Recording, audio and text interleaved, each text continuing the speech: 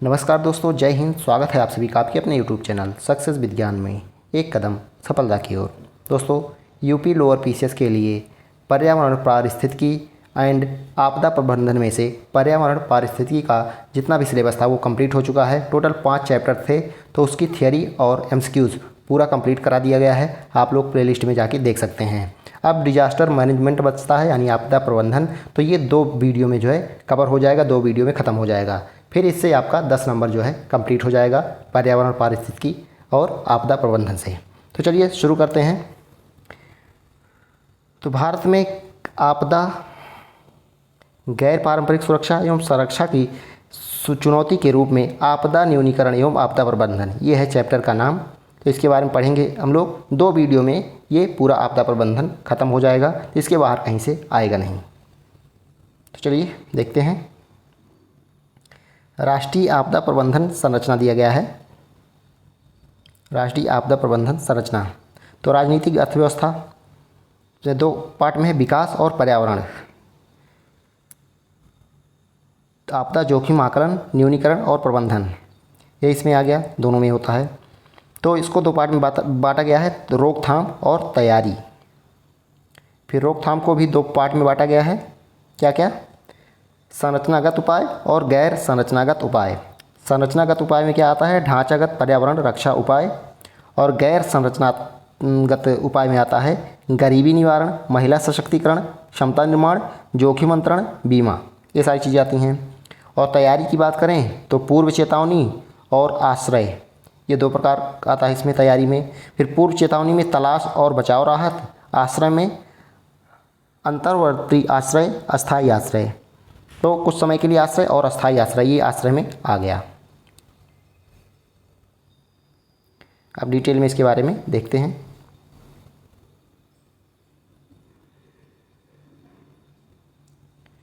भारत में आपदा न्यूनीकरण के समक्ष कई गंभीर चुनौतियां हैं, जो देश के भौगोलिक, सामाजिक, आर्थिक और प्रशासनिक विविधता से उत्पन्न होती हैं। इनमें प्रमुख चुनौतियां जो हैं निम्नलिखित हैं। भौगोलिक एवं जलवायविक कारक, ये देखते हैं। तो भारत प्राकृतिक आपदाओं जैसे बाढ़, सूखा, चक्रवात, भूकंप, सुनामी, भूस्खलन के प्रति अति संवेदनशील है। हिमालय क्षेत्र में भूकंप और भूस्खलन, तटीय क्षेत्रों में चक्रवात व सुनामी तथा मध्य व उत्तर पूर्वी भारत में बाढ़ की जो है अधिक आशंका रहती है। जनसंख्या दबाव एवं अवैध निर्माण, घने आबादी वाले शहरी एवं तटीय क्षेत्रों में बस्तियां जो आपदा के समय अधिक जोखिम में हैं। अनियोजित शहरीकरण, नदियों के कटाव क्षेत्रों और संवेदनशील इलाकों में अवैध निर्माण। अपर्याप्त बुनियादी ढांचा एवं योजना, महत्वपूर्ण बुनियादी ढांचे जैसे स्वास्थ्य केंद्र, स्कूल, पुल, बिजली संयंत्र का आपदा सहनशील न होना, ये भी एक कारण है। सीमित संसाधन एवं वित्तीय अवरोध, राज्य और स्थानीय स्तर पर DRR, डिजास्टर रिस्क रिडक्शन, इसका फुल फॉर्म है DRR का, के लिए पर्याप्त बजट का अभाव तथा बीमा पैठ कम होना, विशेषकर गरीब कमजोर समुदायों में, ये कारण हो गया। सामाजिक आर्थिक असुरक्षा, गरीबी, अशिक्षा और लैंगिक असमानता के कारण कुछ समूह जैसे महिलाएं, बच्चे, विकलांग, वृद्ध जो हैं अधिक जोखिम में होते हैं तथा आजीविका के साधनों का आपदा से प्रभावित होना, जिससे आर्थिक नुकसान बढ़ता है। अब सूचना जागरूकता एवं प्रशिक्षण का अभाव, ये भी एक कारण है। सूचना जागरूकता एवं प्रशिक्षण का अभाव, स्थानीय स्तर पर आपदा प्रबंधन योजनाओं की कमी या अमल में ढिलाई तथा आपदा पूर्व चेतावनी प्रणाली का सीमित प्रसार और विशेषकर दूर दराज क्षेत्रों में जागरूकता की कमी होना इत्यादि जो है ये भी एक कारण है।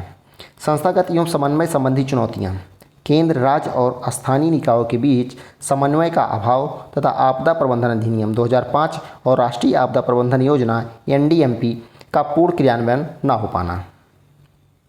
जलवायु परिवर्तन का प्रभाव, तो प्रभाव क्या है? चरम मौसमी घटनाओं, अतिवृष्टि, सूखा, गर्मी की बारंबारता और तीव्रता में वृद्धि तथा तटीय क्षेत्रों में समुद्र स्तर वृद्धि से जोखिम का होना आदि, ये परिवर्तन का प्रभाव हो गया। पर्यावरणीय क्षरण, वनों की कटाई, नदियों के प्रवाह में बदलाव, तटीय क्षरण आदि से आपदा जोखिम बढ़ा है। इसके अलावा प्राकृतिक संसाधनों के अतिदोहन से पारिस्थितिकी संतुलन भी बिगड़ जाता है। आपदा उपरांत पुनर्वास एवं पुनर्निर्माण, पुनर्वास में देरी, मानसिक स्वास्थ्य सहयोग की कमी और दीर्घकालिक पुनर्निर्माण योजनाओं का अभाव आदि भारत में आपदा न्यूनीकरण के समक्ष चुनौतियां हैं। तो ये सारी चुनौतियां हैं। संकट प्रबंधन के तत्व, एलिमेंट्स ऑफ क्राइसिस मैनेजमेंट। जोखिम की कमी, तो पहला ये देखते हैं जोखिम की कमी, इसमें क्या क्या है। कानूनी और संस्थागत ढांचा सृजित करना, खतरा और सुरक्षा विश्लेषण, जोखिम प्रबंधन के लिए योजना बनाना, समुदाय और सरकारी एजेंसियों का क्षमता निर्माण, जोखिम प्रबंधन की तकनीक अपनाना, इसके अलावा पूर्व चेतावनी प्रणालियाँ स्थापित करना, जोखिम प्रबंधन में वित्तीय संसाधनों का प्रयोग करना। ये हो गया।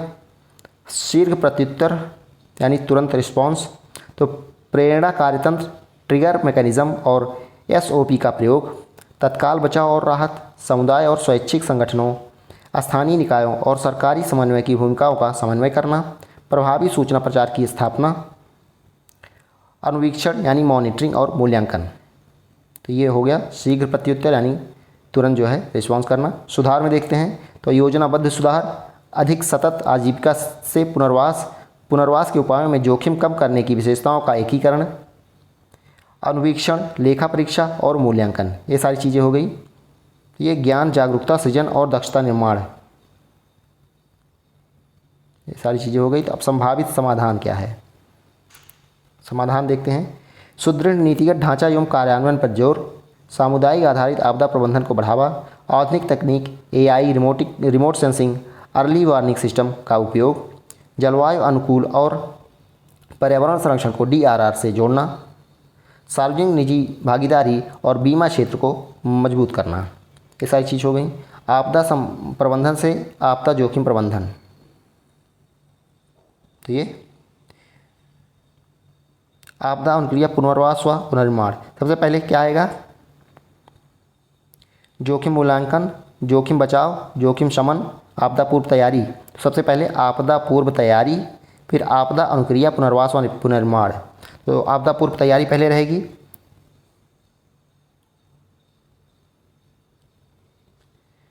आपदा अनुक्रिया पुनर्वास व पुनर्निर्माण, जोखिम मूल्यांकन, जोखिम बचाव।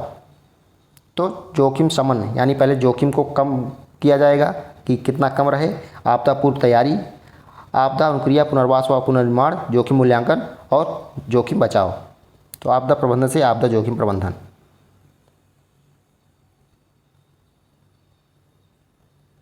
जलवायु और आपदा जोखिम प्रबंधन के लिए सुझाव परक राष्ट्रीय फ्रेमवर्क, पर्यावरण आपदा प्रबंधन राष्ट्रीय फ्रेमवर्क, ये देखते हैं।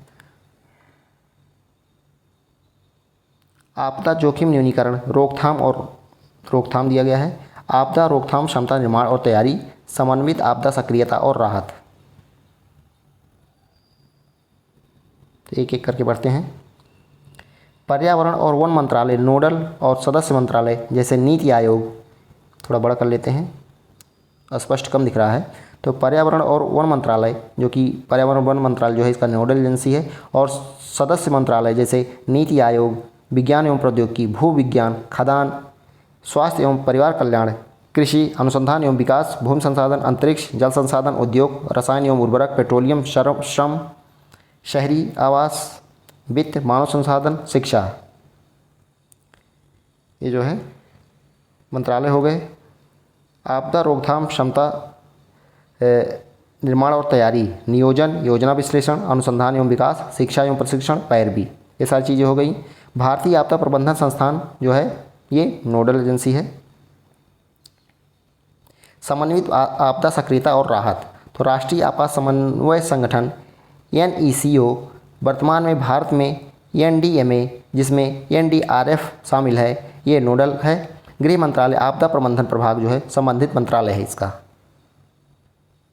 आपदा प्रबंधन और ये देख लेते हैं। पर्यावरणीय आपदा जोखिम प्रबंधन के लिए भारतीय सहायता संघ, बहु एजेंसियां, बहु साझेदार। आपदा प्रबंधन और जोखिम न्यूनीकरण के लिए राष्ट्रीय मानव संसाधन प्रबंधन योजना, जलवायु परिवर्तन मिशनों, क्षमता निर्माण के घटकों पर राष्ट्रीय कार्य योजना, अंतर्राष्ट्रीय और अंतर सरकारी संगठन, संयुक्त राष्ट्र एजेंसियाँ, INGO, सिविल सोसाइटी। डिटेल में देखते हैं तो समझ में आएगा। तो मानव पर दुष्प्रभाव डालने वाले प्राकृतिक परिवर्तनों को प्राकृतिक आपदाएं कहते हैं। ज्वालामुखी विस्फोट, भूकंप, सुनामी, सूखा, बाढ़, चक्रवात, मृदा अपरदन, अपवाहन यानी डिफ्लेशन, पंख प्रवाह, हिमधाव, स्नो एवलांची, आज प्राकृतिक आपदाओं के मुख्य उदाहरण हैं। इनमें से अधिकांश आपदाएं प्राकृतिक शक्तियों द्वारा उत्पन्न होती हैं, परंतु मानव के अवांछनीय क्रियाकलापों से भी इन आपदाओं का दुष्प्रभाव बढ़ जाता है। संकट क्या है?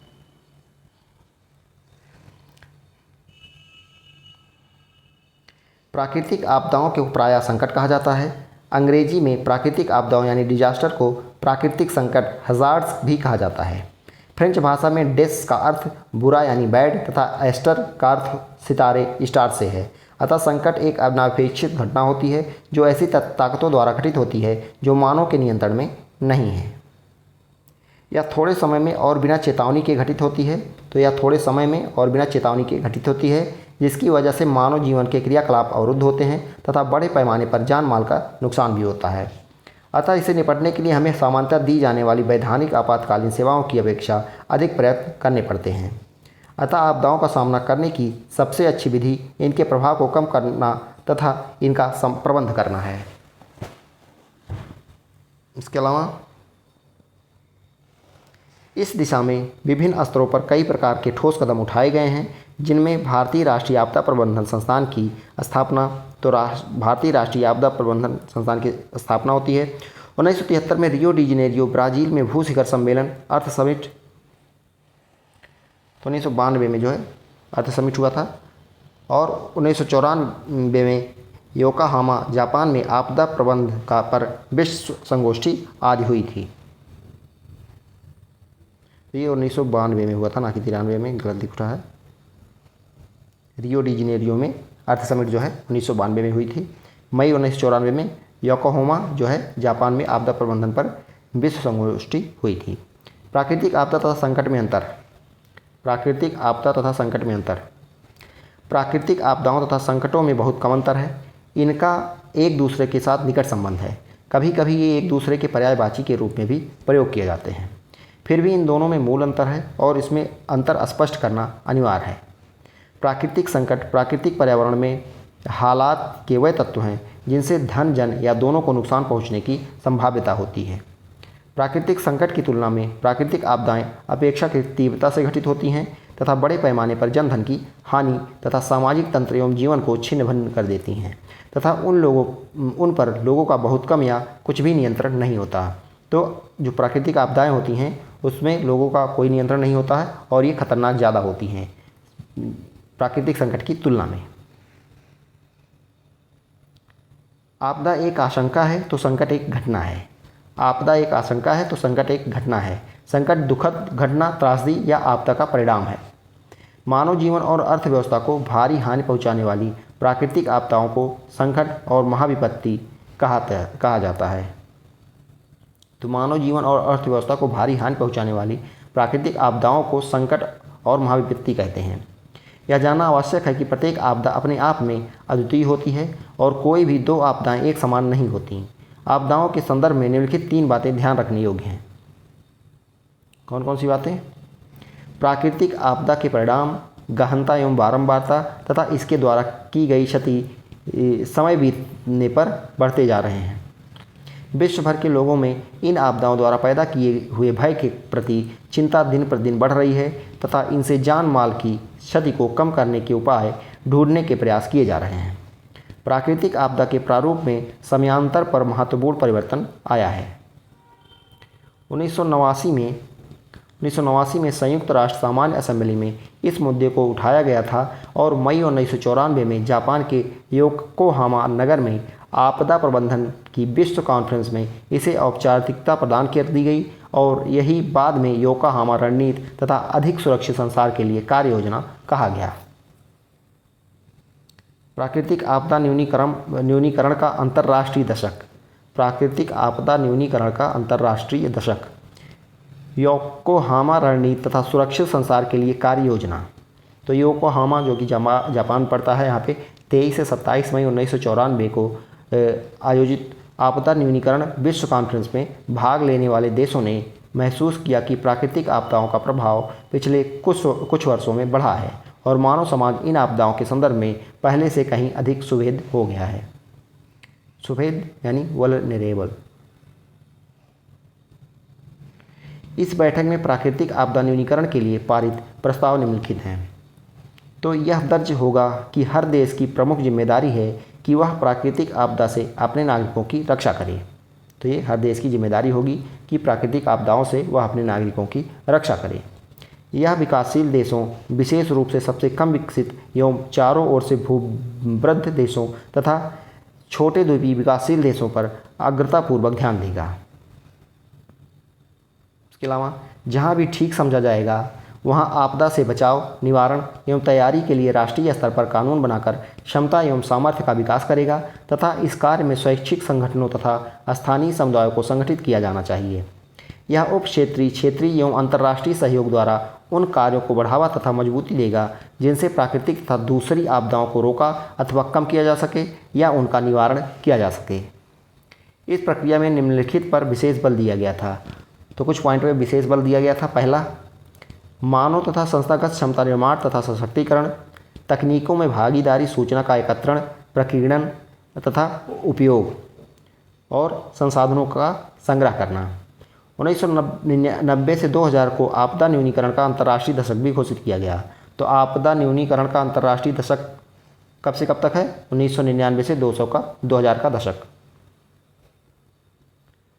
आपदा प्रायः एक अनपेक्षित घटना होती है, तो जो ऐसी ताकतों द्वारा घटित होती है जो मानव के नियंत्रण में नहीं है या थोड़े समय में और बिना चेतावनी के घटित होती है, जिसकी वजह से मानव जीवन के क्रियाकलाप अवरुद्ध होते हैं तथा बड़े पैमाने पर जान माल की भी क्षति होती है। भारत में आपदा, तो मेनली भारत में आपदा पढ़ना है आपको। तो आपदा प्रायः एक अनपेक्षित घटना होती है जो ऐसी ताकतों द्वारा घटित होती है जो मानव के नियंत्रण में नहीं है या थोड़े समय में बिना चेतावनी के घटित होती है, जिसकी वजह से मानव जीवन के क्रियाकलाप अवरुद्ध होते हैं तथा बड़े पैमाने पर जान माल की नुकसान होती है। बाढ़, सूखा, भूकंप, सुनामी, चक्रवात, भूस्खलन इसी प्रकार के प्रकोप में आते हैं। प्राकृतिक आपदाओं से दक्षता से निपटने के लिए उनकी पहचान एवं वर्गीकरण को एक प्रभावशाली तथा वैज्ञानिक कदम समझा जा रहा है। तो प्राकृतिक आपदाओं से निपटने के लिए उनकी पहचान एवं वर्गीकरण को जो है एक प्रभावशाली कदम समझा जा रहा है। प्राकृतिक आपदा को मोटे तौर पर निम्न प्रकारों में वर्गीकृत किया जाता है। तो आपदाएं, एक तो होती है प्राकृतिक आपदाएं, एक मानव जनित आपदाएं। प्राकृतिक आपदाएं में आ गई ग्रहीय आपदाएं और पृथ्वीत्तर आपदाएं। ग्रहीय आपदाएं कौन कौन सी हैं? वायुमंडलीय बहिर्जात आपदाएं और पार्थिव यानी अंतर्जात आपदाएं। वायुमंडलीय यानी बहिर्जात आपदाओं की बात करें तो विरल घटना, संचयी वायुमंडलीय आपदाएं। विरल घटना में चक्रवात आ गया, दैवीय तड़ित आ गया, उपल वृष्टि आ गया। तो विरल घटना में क्या हो गया? ये वायुमंडलीय आपदाएं हैं, चक्रवात, दैवीय तड़ित और उपल वृष्टि। संचयी वायुमंडलीय आपदाओं में आ गया बाढ़, सूखा, शीतलहर और तापलहर। पार्थिव यानी अंतर्जात आपदाओं की बात करें तो ज्वालामुखी उद्भेदन, भूकंप, भूस्खलन यानी पृथ्वी के अंदर से जो हो रहा है। पार्थिव यानी अंतर्जात आपदाएं, ज्वालामुखी उद्भेदन, भूकंप, भूस्खलन। अब मानव जनित आपदाओं की बात कर लेते हैं। तो जीवी आपदाएं, भौतिक आपदाएं और रासायनिक आपदाएं। जीवी आपदाओं में सबसे पहले देखते हैं जीवी आपदाएं। जनसंख्या विस्फोट, आतंकवाद, दुर्घटना, घातक बीमारियों के जीवाणुओं तथा विषाणुओं को निर्मुक्त करना, ये हो गया जीवी आपदाएं। भौतिक आपदाओं में क्या आएगा? भूकंप, भूस्खलन और मृदा अपरदन। रासायनिक आपदाओं की बात करें तो इसमें आ गया विषाक्त रसायनों का विमोचन और नाभिकीय विस्फोट, ये रासायनिक आपदाओं में आ गए। तो ये प्राकृतिक आपदाओं का वर्गीकरण अब डिटेल में पढ़ते हैं। Classification of natural disaster value. प्राकृतिक आपदाओं को उनकी उत्पत्ति के आधार पर वर्गीकृत किया जाता है। जैसे वायुमंडलीय में क्या है? तड़ित, झंझा, टॉर्नेडो, उष्णकटिबंधीय चक्रवात, सूखा, कर्कापात आदि। भौमिक में भूकंप, ज्वालामुखी, भूस्खलन, मृदा अपरदन आदि। जलीय की बात करें तो बाढ़, सुनामी, तूफान, महोर्मी आदि। तथा जैविक में पौधे व जानवर। प्राकृतिक आपदाओं का संक्षिप्त वर्गीकरण सारणी में दिया गया है। प्राकृतिक आपदाओं का वर्गीकरण, तो वायुमंडलीय में क्या क्या आ गया? बर्फानी तूफान, तड़ित झंझा, तड़ित, टॉर्नेडो, उष्णकटिबंधीय चक्रवात, सूखा, कर्कापात, पाला, लू, शीतलहर। ये हो गया वायुमंडलीय। भौमिक की बात करें तो भूकंप, ज्वालामुखी, भूस्खलन, हिमघाव, अवतलन, मृदा अपरदन, ये भौमिक हो गया। जलीय की बात करें तो बाढ़, ज्वार, महासागरीय धाराएं, तूफान, महोर, सुनामी, ये सारी चीज़ें हो गई। अगर जैविक की बात करें तो पौधे व जानवर उपनिवेशक के रूप में टिड्डियाँ इत्यादि, कीट, ग्रसन, फफूंद, बैक्टीरिया और वायरल संक्रमण, बर्ड फ्लू, डेंगू इत्यादि। भारत में प्राकृतिक आपदाएं संकट, natural hazard and disaster in India. Bharat एक विशाल देश है जिसमें प्राकृतिक एवं सामाजिक सांस्कृतिक विविधताएं बहुत हैं। इन परिस्थितियों तथा अधिकांश जनता के गरीब होने के कारण भारतीयों की प्राकृतिक आपदाओं के संदर्भ में सुभेद्यता यानी वल्नरेबिलिटी बढ़ गई है। भारत की कुछ प्रमुख आपदाओं का यहाँ संक्षिप्त वर्णन किया गया है। सबसे पहले अर्थक्वेक आ गया यानी भूकंप। भूकंप की बात करते हैं तो भूमि के कंपन को भूकंप कहते हैं। भूमि में कंपन अथवा गति पृथ्वी की परपटी से होकर गुजरने वाली लचीली संपीड़न की लहरों द्वारा होती है। दूसरे शब्दों में यह कहा जा सकता है कि भूकंप पृथ्वी की परपटी की वह हलचल है जिससे पृथ्वी हिलने लगती है और भूमि आगे पीछे होने लगती है। वास्तव में पृथ्वी के अंदर होने वाली किसी घटना के परिणाम स्वरूप जब धरातल का कोई भाग अकस्मात कांप उठता है तो उसे भूकंप कहा जाता है। भूकंप को महाविनाशकारी आपदा माना जाता है। तो भूकंप एक महाविनाशकारी आपदा है। इससे प्रायः संकट की स्थिति पैदा होती है तथा इसके कारण अनेक लोग मौत के मुंह में चले जाते हैं और संपत्ति को व्यापक क्षति पहुँचती है। भूकंप मुख्यतः विवर्तनिक हलचलों, ज्वालामुखी विस्फोटकों, चट्टानों के फटने, खानों के धंसने, जलाशय में जल इकट्ठा होने से उत्पन्न होते हैं। विवर्तनिक हलचलों से पैदा होने वाले भूकंप सबसे अधिक विनाशकारी होते हैं। भूकंप का परिमाण तथा इसकी तीव्रता देखते हैं। भूकंप की शक्ति को मापने की दो विधियां हैं। भूकंप का परिमाण जो है सीज़्मोग्राफ नामक यंत्र द्वारा मापा जाता है। तो भूकंप का परिमाण जो है, डेंसिटी जो है, सीज़्मोग्राफ द्वारा मापा जाता है। यह यंत्र भूपरपट्टी में पैदा होने वाली भूकंपीय तरंगों को निरंतर अभिलिखित करता रहता है। इसे रिक्टर पैमाने पर मापा जाता है। तो परिमाण इसका जो है भूकंप का सीज़्मोग्राफ नामक यंत्र से मापा जाता है और इसको मापने के लिए रिक्टर पैमाना यूज होता है।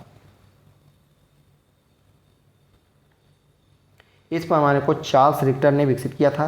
तो विकसित किसने किया था? चार्ल्स रिक्टर ने, तथा यह उन्हीं के नाम से विख्यात है। इससे भूकंप द्वारा विकसित भूकंपीय ऊर्जा का माप होती है।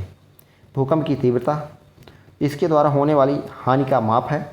तो भूकंप के द्वारा होने वाली हानि का माप, भूकंप की तीव्रता, यह पैमाने पर मापी जाती है। इस पैमाने को इटली के भूकंप विशेषज्ञ मर्काली ने जो है 1902 में विकसित किया था। तो मर्कली स्केल पे ये मापा जाता है भूकंप की तीव्रता। इसको मर्कली ने 1902 में विकसित किया था तथा इसे 1931 में वुड तथा न्यूमैन ने संशोधित किया। अब इसे मॉडिफाइड मर्कली स्केल स्केल के नाम से जाना जाता है। तो मॉडिफाइड मर्कली स्केल के नाम से अब इसे जाना जाता है। इससे भूकंप द्वारा मनुष्यों तथा भवनों को होने वाली हानि को मापा जाता है। इसकी गणना जो है 1 से 12 तक की जाती है। तो गणना इसकी मर्कली स्केल की कितने तक की जाती है? 1 से 12 तक।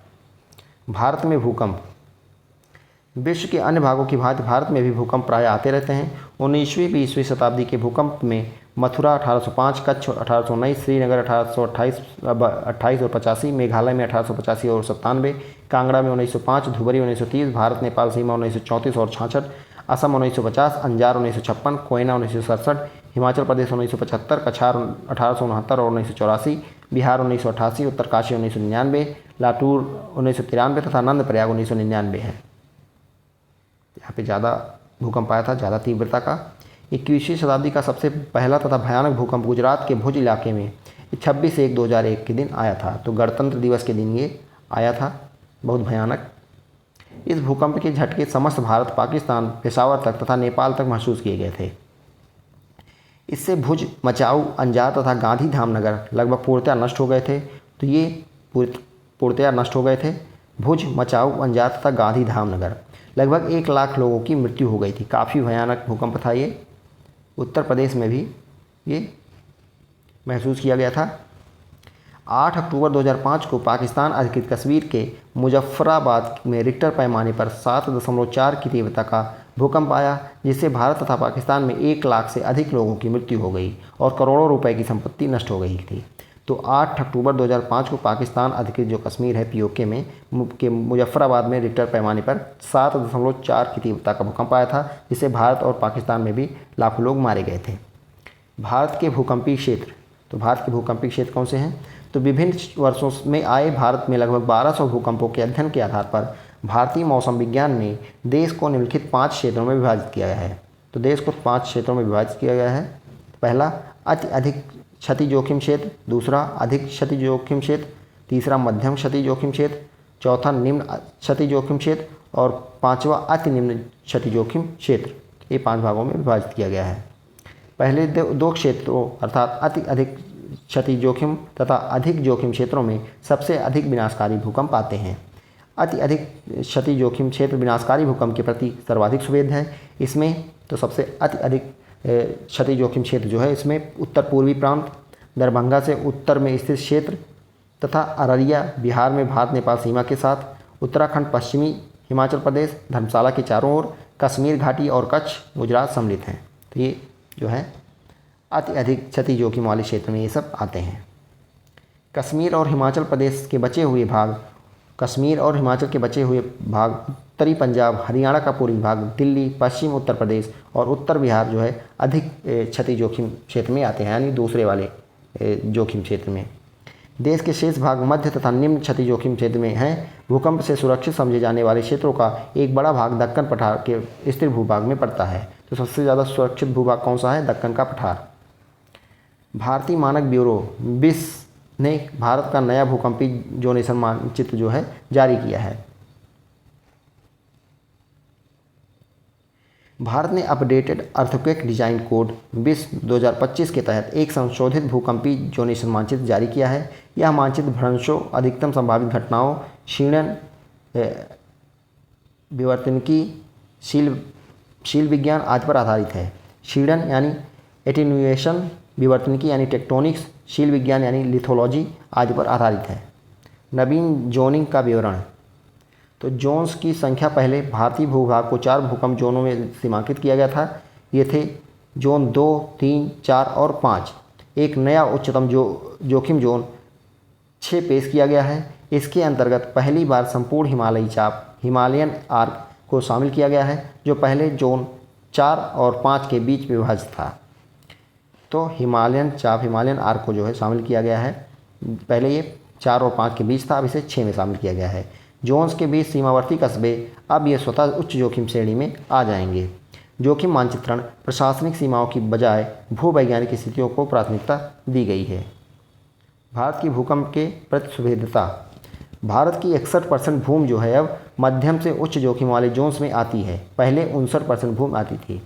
पहले जो है 59% भूमि जो है मध्यम से उच्च जोखिम वाले जोन्स में आती थी। अब 61% भूमि जो है भारत की मध्यम से उच्च जोखिम के क्षेत्र में आने लगी है। भारत की 75% जनसंख्या अब भूकंपीय रूप से सक्रिय क्षेत्रों में निवास करती है। जनसंख्या की बात करें तो भारत की 75% जनसंख्या जो है भूकंपीय रूप से सक्रिय क्षेत्रों में निवास करती है। नए मानचित्र के निहितार्थ। उच्च जोखिम वाले क्षेत्रों में रेट्रोफिटिंग, पुराने संरचनाओं को मजबूत करना पर जोर देना, नरम तलछट पर या सक्रिय भ्रंशों के पास विस्तार को रोकना, हिमालयी राज्यों में समान भवन मानकों को लागू करना आदि। सरकारी रणनीतियाँ। राष्ट्रीय आपदा प्रबंधन प्राधिकरण NDMA national disaster management authority और राज्य आपदा प्रबंधन प्राधिकरण state disaster management authorities NDMA आपदा प्रबंधन नीतियों को निर्धारित करने के लिए जिम्मेदारी है और SDMA आपदा प्रबंधन योजनाओं को बनाने एवं कार्यान्वित करने के लिए उत्तरदायी है। तो आपदा प्रबंधन नीतियाँ जो है निर्धारित करेगा वो NDMA और उसको लागू कराएगा, उसको कार्यान्वित कराएगा SDMA। राष्ट्रीय भूकंपीय नेटवर्क या भूकंपीय गतिविधियों की निगरानी करता है और भूकंप संबंधी पूर्व चेतावनी प्रणालियों के विकास पर शोध करता है। भूकंपों के परिणाम। तो जाल तथा माल की क्षति होती है। यदि रिक्टर पैमाने पर भूकंप की शक्ति जो है 6 या इससे अधिक हो तो जान तथा माल की अपार क्षति होती है। भवनों, सड़कों, रेलों, बांधों, पुलों आदि की बहुत हानि होती है और कई नगर तथा गांव पूर्णतया नष्ट हो जाते हैं। 26 जनवरी 2001 को आया था कक्ष में भूकंप से भुज, मचाऊ, अंजार तथा गांधीधाम मलबे के ढेर बन गए थे। लाखों की संख्या में लोग मारे गए, लगभग 2000 करोड़ रुपए की संपत्ति का नुकसान हुआ। अनुमान है कि प्रतिवर्ष विश्व में 15,000 व्यक्तियों की भूकंप के कारण मृत्यु हो जाती है। सबसे अधिक क्षति भूकंप के निकटवर्ती क्षेत्र में होती है। भूकंप के केंद्र से दूर जाने पर क्षति कम होती जाती है। जब भूकंप घनी जनसंख्या वाले क्षेत्रों में आता है तो वह आपदा या संकट बन जाता है। भूस्खलन, लैंडस्लाइड्स, ये भी एक आपदा है। हिमालय, रॉकीज, एंडीज तथा आल्प्स जैसे नवीन वलित पर्वतों में भूकंप आने से चट्टानों में दरारें पड़ जाती हैं। कुछ समय के पश्चात ये चट्टानें कमज़ोर हो जाती हैं और चटक कर नीचे की ओर गिरती हैं। इससे भूस्खलन होता है और निचले क्षेत्रों में जान व माल की क्षति होती है। आग, तो भूकंप के आने से बिजली के तारों में गड़बड़ हो जाती है और आग लग जाती है। ज्वलंत पदार्थों से संबंधित उद्योग और पेट्रोलियम एवं गैस के भंडारों में भी आग लगने का भय रहता है। बाढ़, तो भूकंप से प्रायः भूतल पर उथल पुथल होती है और भूमि का कुछ भाग ऊपर उठ जाता है। इससे नदी के भाग में अवरोध पैदा हो जाता है और नदी का जल आसपास के इलाकों में भरकर बाढ़ का रूप धारण कर लेती है। भूकंप आने की अवस्था में बांधों में दरारें पड़ जाती हैं, जिससे बांध के नीचे नदी घाटी में अचानक बाढ़ आ जाती है। सुनामी, तो समुद्र में आने वाले भूकंपों से समुद्र जल में उथल पुथल होती है, जिससे सुनामी नामक भयानक लहरें उत्पन्न होती हैं। हिंद महासागर में 26 दिसंबर 2004 की सुनामी सुमात्रा यानी इंडोनेशिया के तट के निकट आए भीषण भूकंप द्वारा पैदा हुई थी। भूकंपों के प्रभाव का सारांश दिया है। तो नीचे भूकंप के प्रभाव का सारांश कुछ दिया गया है। तो 26 दिसंबर 2004 को हिंद महासागर में आया था भूकंप। सुमात्रा इंडोनेशिया के निकट भूकंप की वजह से सुनामी आई थी 26 दिसंबर 2004 को। भूकंप के प्रभाव, तो भूतल पर क्या प्रभाव पड़ेंगे? दरारें, बस्तियां, भूस्खलन, द्रवीकरण, भूदबाव, संभावित श्रृंखला प्रतिक्रिया। मानवपिक ढांचों पर दरारें पड़ना, खिसकना, उलटना, आकुंचन, निपात, संभावित संक्रिया और प्रतिक्रिया। जल पर लहरें, जल गतिशीलता, दबाव, सुनामी, संभावित श्रृंखला प्रतिक्रिया। भूकंपीय आपदा का निवारण, अर्थक्वेक हजार्ड मिटिगेशन। भूकंप एक अप्राकृतिक आपदा है जो मानव के वश में नहीं है। हम भूकंप के आने को ना तो नियंत्रित कर सकते हैं और ना ही उसे रोक सकते हैं। ऐसी परिस्थिति में हमारे पास भूकंप के प्रति सावधान रहने तथा उसके प्रभाव को कम करने के सिवाय और कोई विकल्प नहीं है। कुछ प्रमुख उपाय निम्नलिखित हैं। पहला, भूकंप संभावित क्षेत्रों में भूकंप नियंत्रण केंद्रों को स्थापित करना ताकि वहां के निवासियों को सूचित किया जाए। GPS, geographical positioning system, GPS का फुल फॉर्म है, की सहायता से विवर्तनी प्लेटों की गति का पता लगाया जा सकता है। दूसरा, सुभेद्यता मानचित्र बनाना तथा संभावित जोखिम की सूचना जनसाधारण तक पहुंचाना, साथ ही भूकंप के प्रभाव को कम करने के लिए लोगों को शिक्षित करना। तीसरा है भूकंप प्रभावित क्षेत्रों में निर्माण क्रिया को नियंत्रित करना और इन क्षेत्रों में ऊंची इमारतों के निर्माण पर रोक लगाना। चौथा है भूकंप प्रभावित क्षेत्र में भूकंप प्रतिरोधी इमारतों का निर्माण अनिवार्य करना तथा सुभेद क्षेत्रों में हल्की निर्माण सामग्री का प्रयोग करना। अब सुनामी देखते हैं। सुनामी एक जापानी शब्द है जो त्सु यानी मीनिंग इसका होता है हार्बर तथा नामी मीनिंग वेव से बना है। तो भारत की high powered committee on disaster management की रिपोर्ट 2001 के अनुसार सुनामी समुद्र में भूकंप, भूस्खलन अथवा ज्वालामुखी अथवा उद्गार जैसी घटनाओं से पैदा होती है। तो भारत की high powered committee on disaster management की रिपोर्ट जो कि 2001 में आई थी, उसके अनुसार सुनामी समुद्र में भूकंप, भूस्खलन तथा ज्वालामुखी अथवा उद्गार जैसी घटनाओं से पैदा होती है। अधिकांश सुनामी समुद्र अधस्थल पर आए भूकंपों से पैदा होती है। सुनामी को बंदरगाह लहरें या भूकंपीय समुद्री लहरें भी कहा जाता है। अधिकांश सुनामी लंबी तरंगों की श्रृंखला होती है। तो सुनामी जो होती है लंबी तरंगों की श्रृंखला होती है जो समुद्र तल पर अपने उत्पत्ति स्थानों से चारों ओर अग्रसर होती है। इनकी किसी तालाब में पत्थर फेंकने से पैदा होने वाली उर्मिकाओं यानी रिपल्स के समान होती है। गहरे सागर में सुनामी 500 से 800 किलोमीटर प्रति घंटे की तीव्र गति से चलती है। तो गहरे सागर में सुनामी ये 500 से 800 किलोमीटर प्रति घंटे की स्पीड से चलती है। इनकी तरंग दैर्घ्य वेवलेंथ बहुत लंबी होती है जो प्रायः 500 से 700 किलोमीटर तक होती है, परंतु इनकी ऊंचाई एल्टीट्यूड बहुत कम होती है जो प्रायः 1 मीटर से भी कम होती है, क्योंकि खुले समुद्र के गहरे जल में इनकी लंबाई अधिक तथा ऊंचाई कम होती है, इसलिए ऊपर से दिखाई नहीं देती। इसीलिए खुले समुद्र में जलयानों पर सुनामी का कोई प्रभाव नहीं पड़ता है। तो इसलिए खुले समुद्र में जो है जलयानों पर सुनामी का प्रभाव नहीं पड़ता, क्योंकि बहुत ज़्यादा ऊंचाई पर ये नहीं जाती हैं। अतः खुले समुद्र में सुनामी प्रायः छलपूर्ण होती है और अपनी बिना शक्ति को छिपा लेती है, परंतु नीचे की ओर अपार शक्ति घात लगाती है। सुनामी के प्रभाव। तटवर्ती क्षेत्रों के निवासियों के लिए सुनामी बहुत बड़ा खतरा होती है, क्योंकि विश्व भर में तटीय क्षेत्रों में जनसंख्या सघन होती है और ये क्षेत्र बहुत सी मानव गतिविधियों का केंद्र होते हैं। अतः यहाँ दूसरी प्राकृतिक आपदाओं की तुलना में सुनामी अधिक जानमाल का नुकसान पहुँचाती है। सुनामी समुद्र तट पर विराट लहरों के रूप में अपार शक्ति के साथ प्रहार करती है और बिना किसी चेतावनी के पानी के बम की भांति टकराती है। इन लहरों में अपार ऊर्जा होती है और ये घातक लहरें तट से सैकड़ों मीटर अंदर उच्च ज्वारीय तल को पार कर जाती हैं। ये घरों को गिरा देती हैं, उखाड़ देती हैं, कारों को उल्टा देती हैं, नाव को तट से दूर बहाकर ले जाती हैं और अंत में वापस जाते समय हजारों असहाय पीड़ितों को समुद्र में घसीट कर ले जाती हैं। तो काफ़ी नुकसान होता है तटों में सुनामी से। सुनामी द्वारा प्रभावित क्षेत्र। सामान्यतः सुनामी प्रशांत महासागरीय तट को प्रभावित करती है। इनमें अलास्का, फिलीपाइन, दक्षिण पूर्वी एशिया के दूसरे द्वीप, इंडोनेशिया और मलेशिया तथा हिंद महासागर में म्यांमार, श्रीलंका और भारत के तटीय भाग शामिल हैं। सुनामी के प्रभाव का निवारण क्या है इसका? तो सुनामी के प्रभाव का न्यूनीकरण एक कठिन कार्य है, क्योंकि इनके द्वारा की गई क्षति बहुत बड़े पैमाने पर होती है।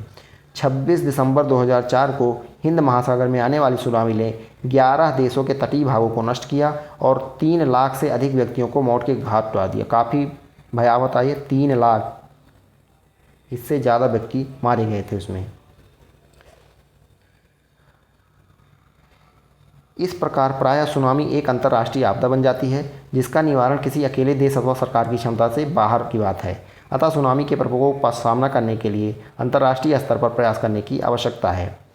सुनामी का सबसे अधिक प्रभाव प्रशांत अग्निचक्र पैसिफिक रिंग ऑफ फायर पर पड़ता है और इस महासागर के तट पर स्थित देशों ने सुनामी चेतावनी प्रणाली का विकास किया हुआ है। इसे 1949 में स्थापित किया गया था। भारत अपनी सुनामी चेतावनी प्रणाली का विकास कर रहा है। तो 1949 में भी पैसिफिक रिंग ऑफ फायर में जो है सुनामी के पहले चेतावनी प्रणाली जो है स्थापित की गई है, सुनामी पूर्व चेतावनी प्रणाली, और भारत भी ये विकसित कर रहा है।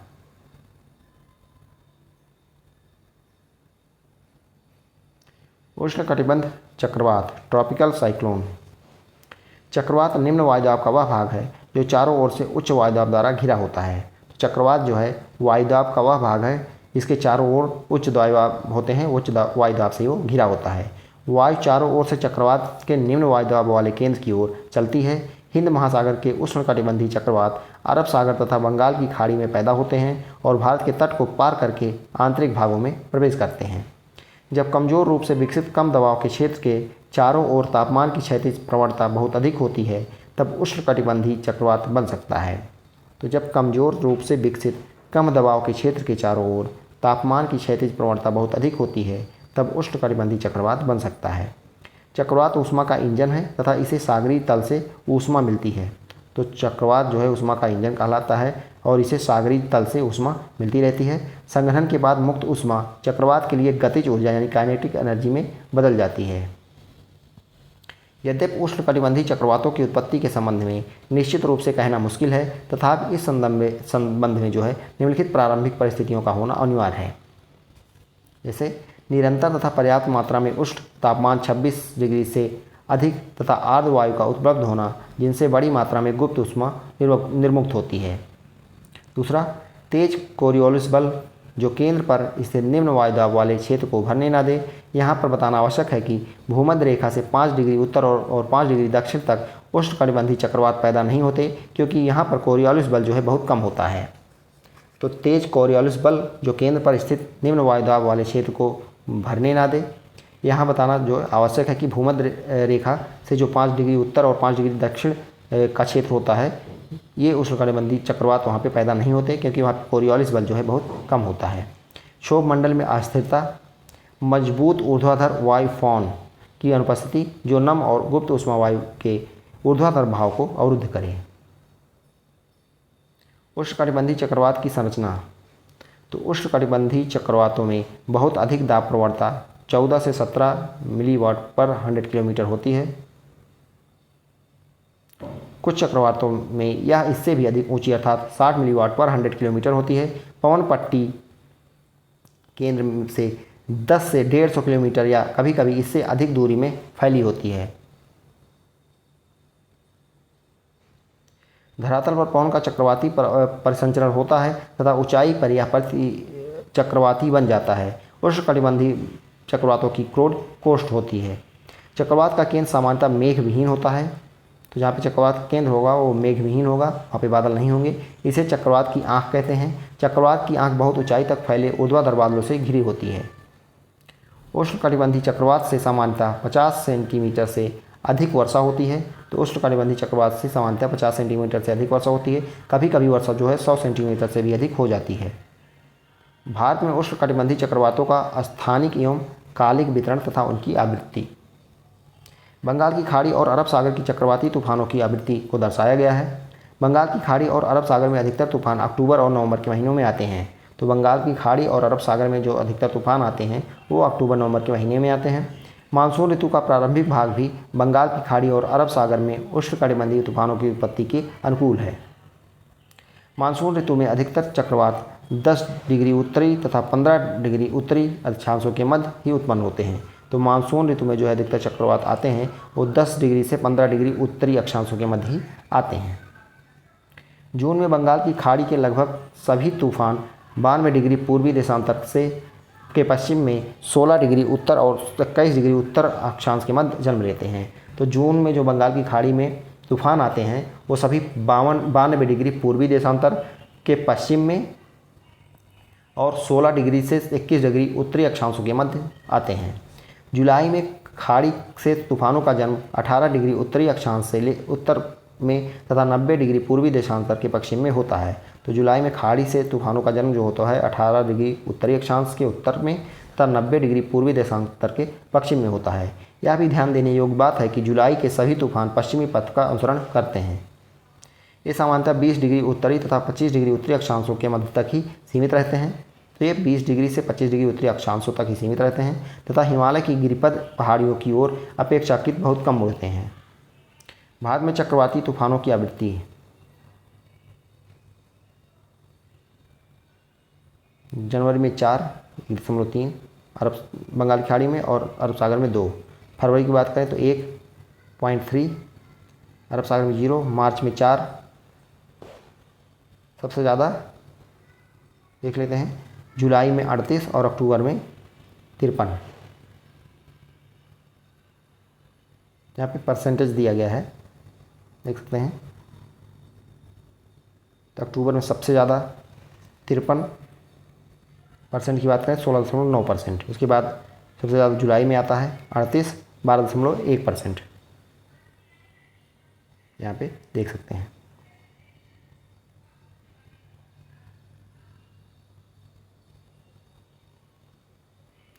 अक्टूबर नवंबर में सबसे ज़्यादा है। नवंबर में जो है 56 आता है 17.8%।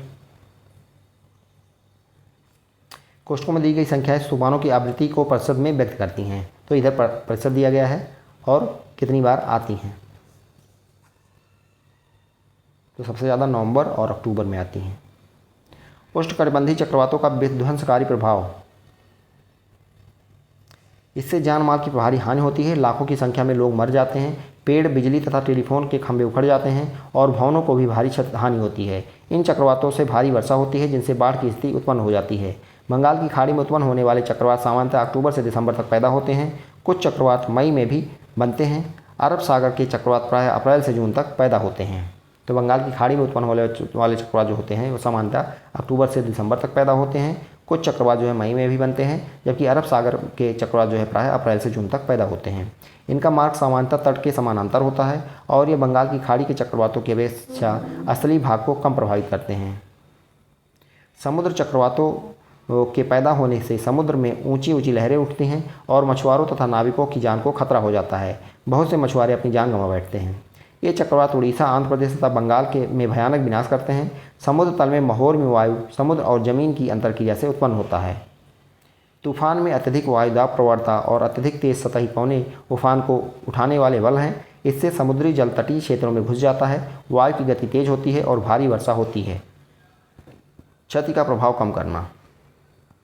अधिकतर चक्रवाती क्षति तेज पवनों, मूसलाधार वर्षा और समुद्र में उठने वाली ऊंची तूफानी ज्वारी लहरों के द्वारा होती है। पवनों की तुलना में चक्रवाती वर्षा के कारण आई बाढ़ अधिक विनाशकारी होती है। चक्रवात के संबंध में आगामी सूचना का प्रबंध होना चाहिए, जिससे सामयिक कार्रवाई की जा सके और लोग सुरक्षित स्थानों पर पहुंच सकें। इससे मृतकों की संख्या कम हो सकती है। उपग्रह से प्राप्त चित्रों तथा कंप्यूटर द्वारा बनाए गए मॉडलों की सहायता से चक्रवातों की तीव्रता, दिशा तथा उनके पथ के संबंध में काफ़ी हद तक यही भविष्यवाणी की जा सकती है। सुरक्षा के आश्रय स्थलों के तटबंधों, जलाशयों आदि के निर्माण से चक्रवातों के प्रभाव से काफ़ी हद तक बचा जा सकता है। तटीय क्षेत्रों में वृक्षारोपण से चक्रवातों के प्रभाव को कम करने में सहायता मिलती है। फसलों तथा पशुओं के बीमे से भी लोगों को क्षतिपूर्ति में सहायता मिलती है।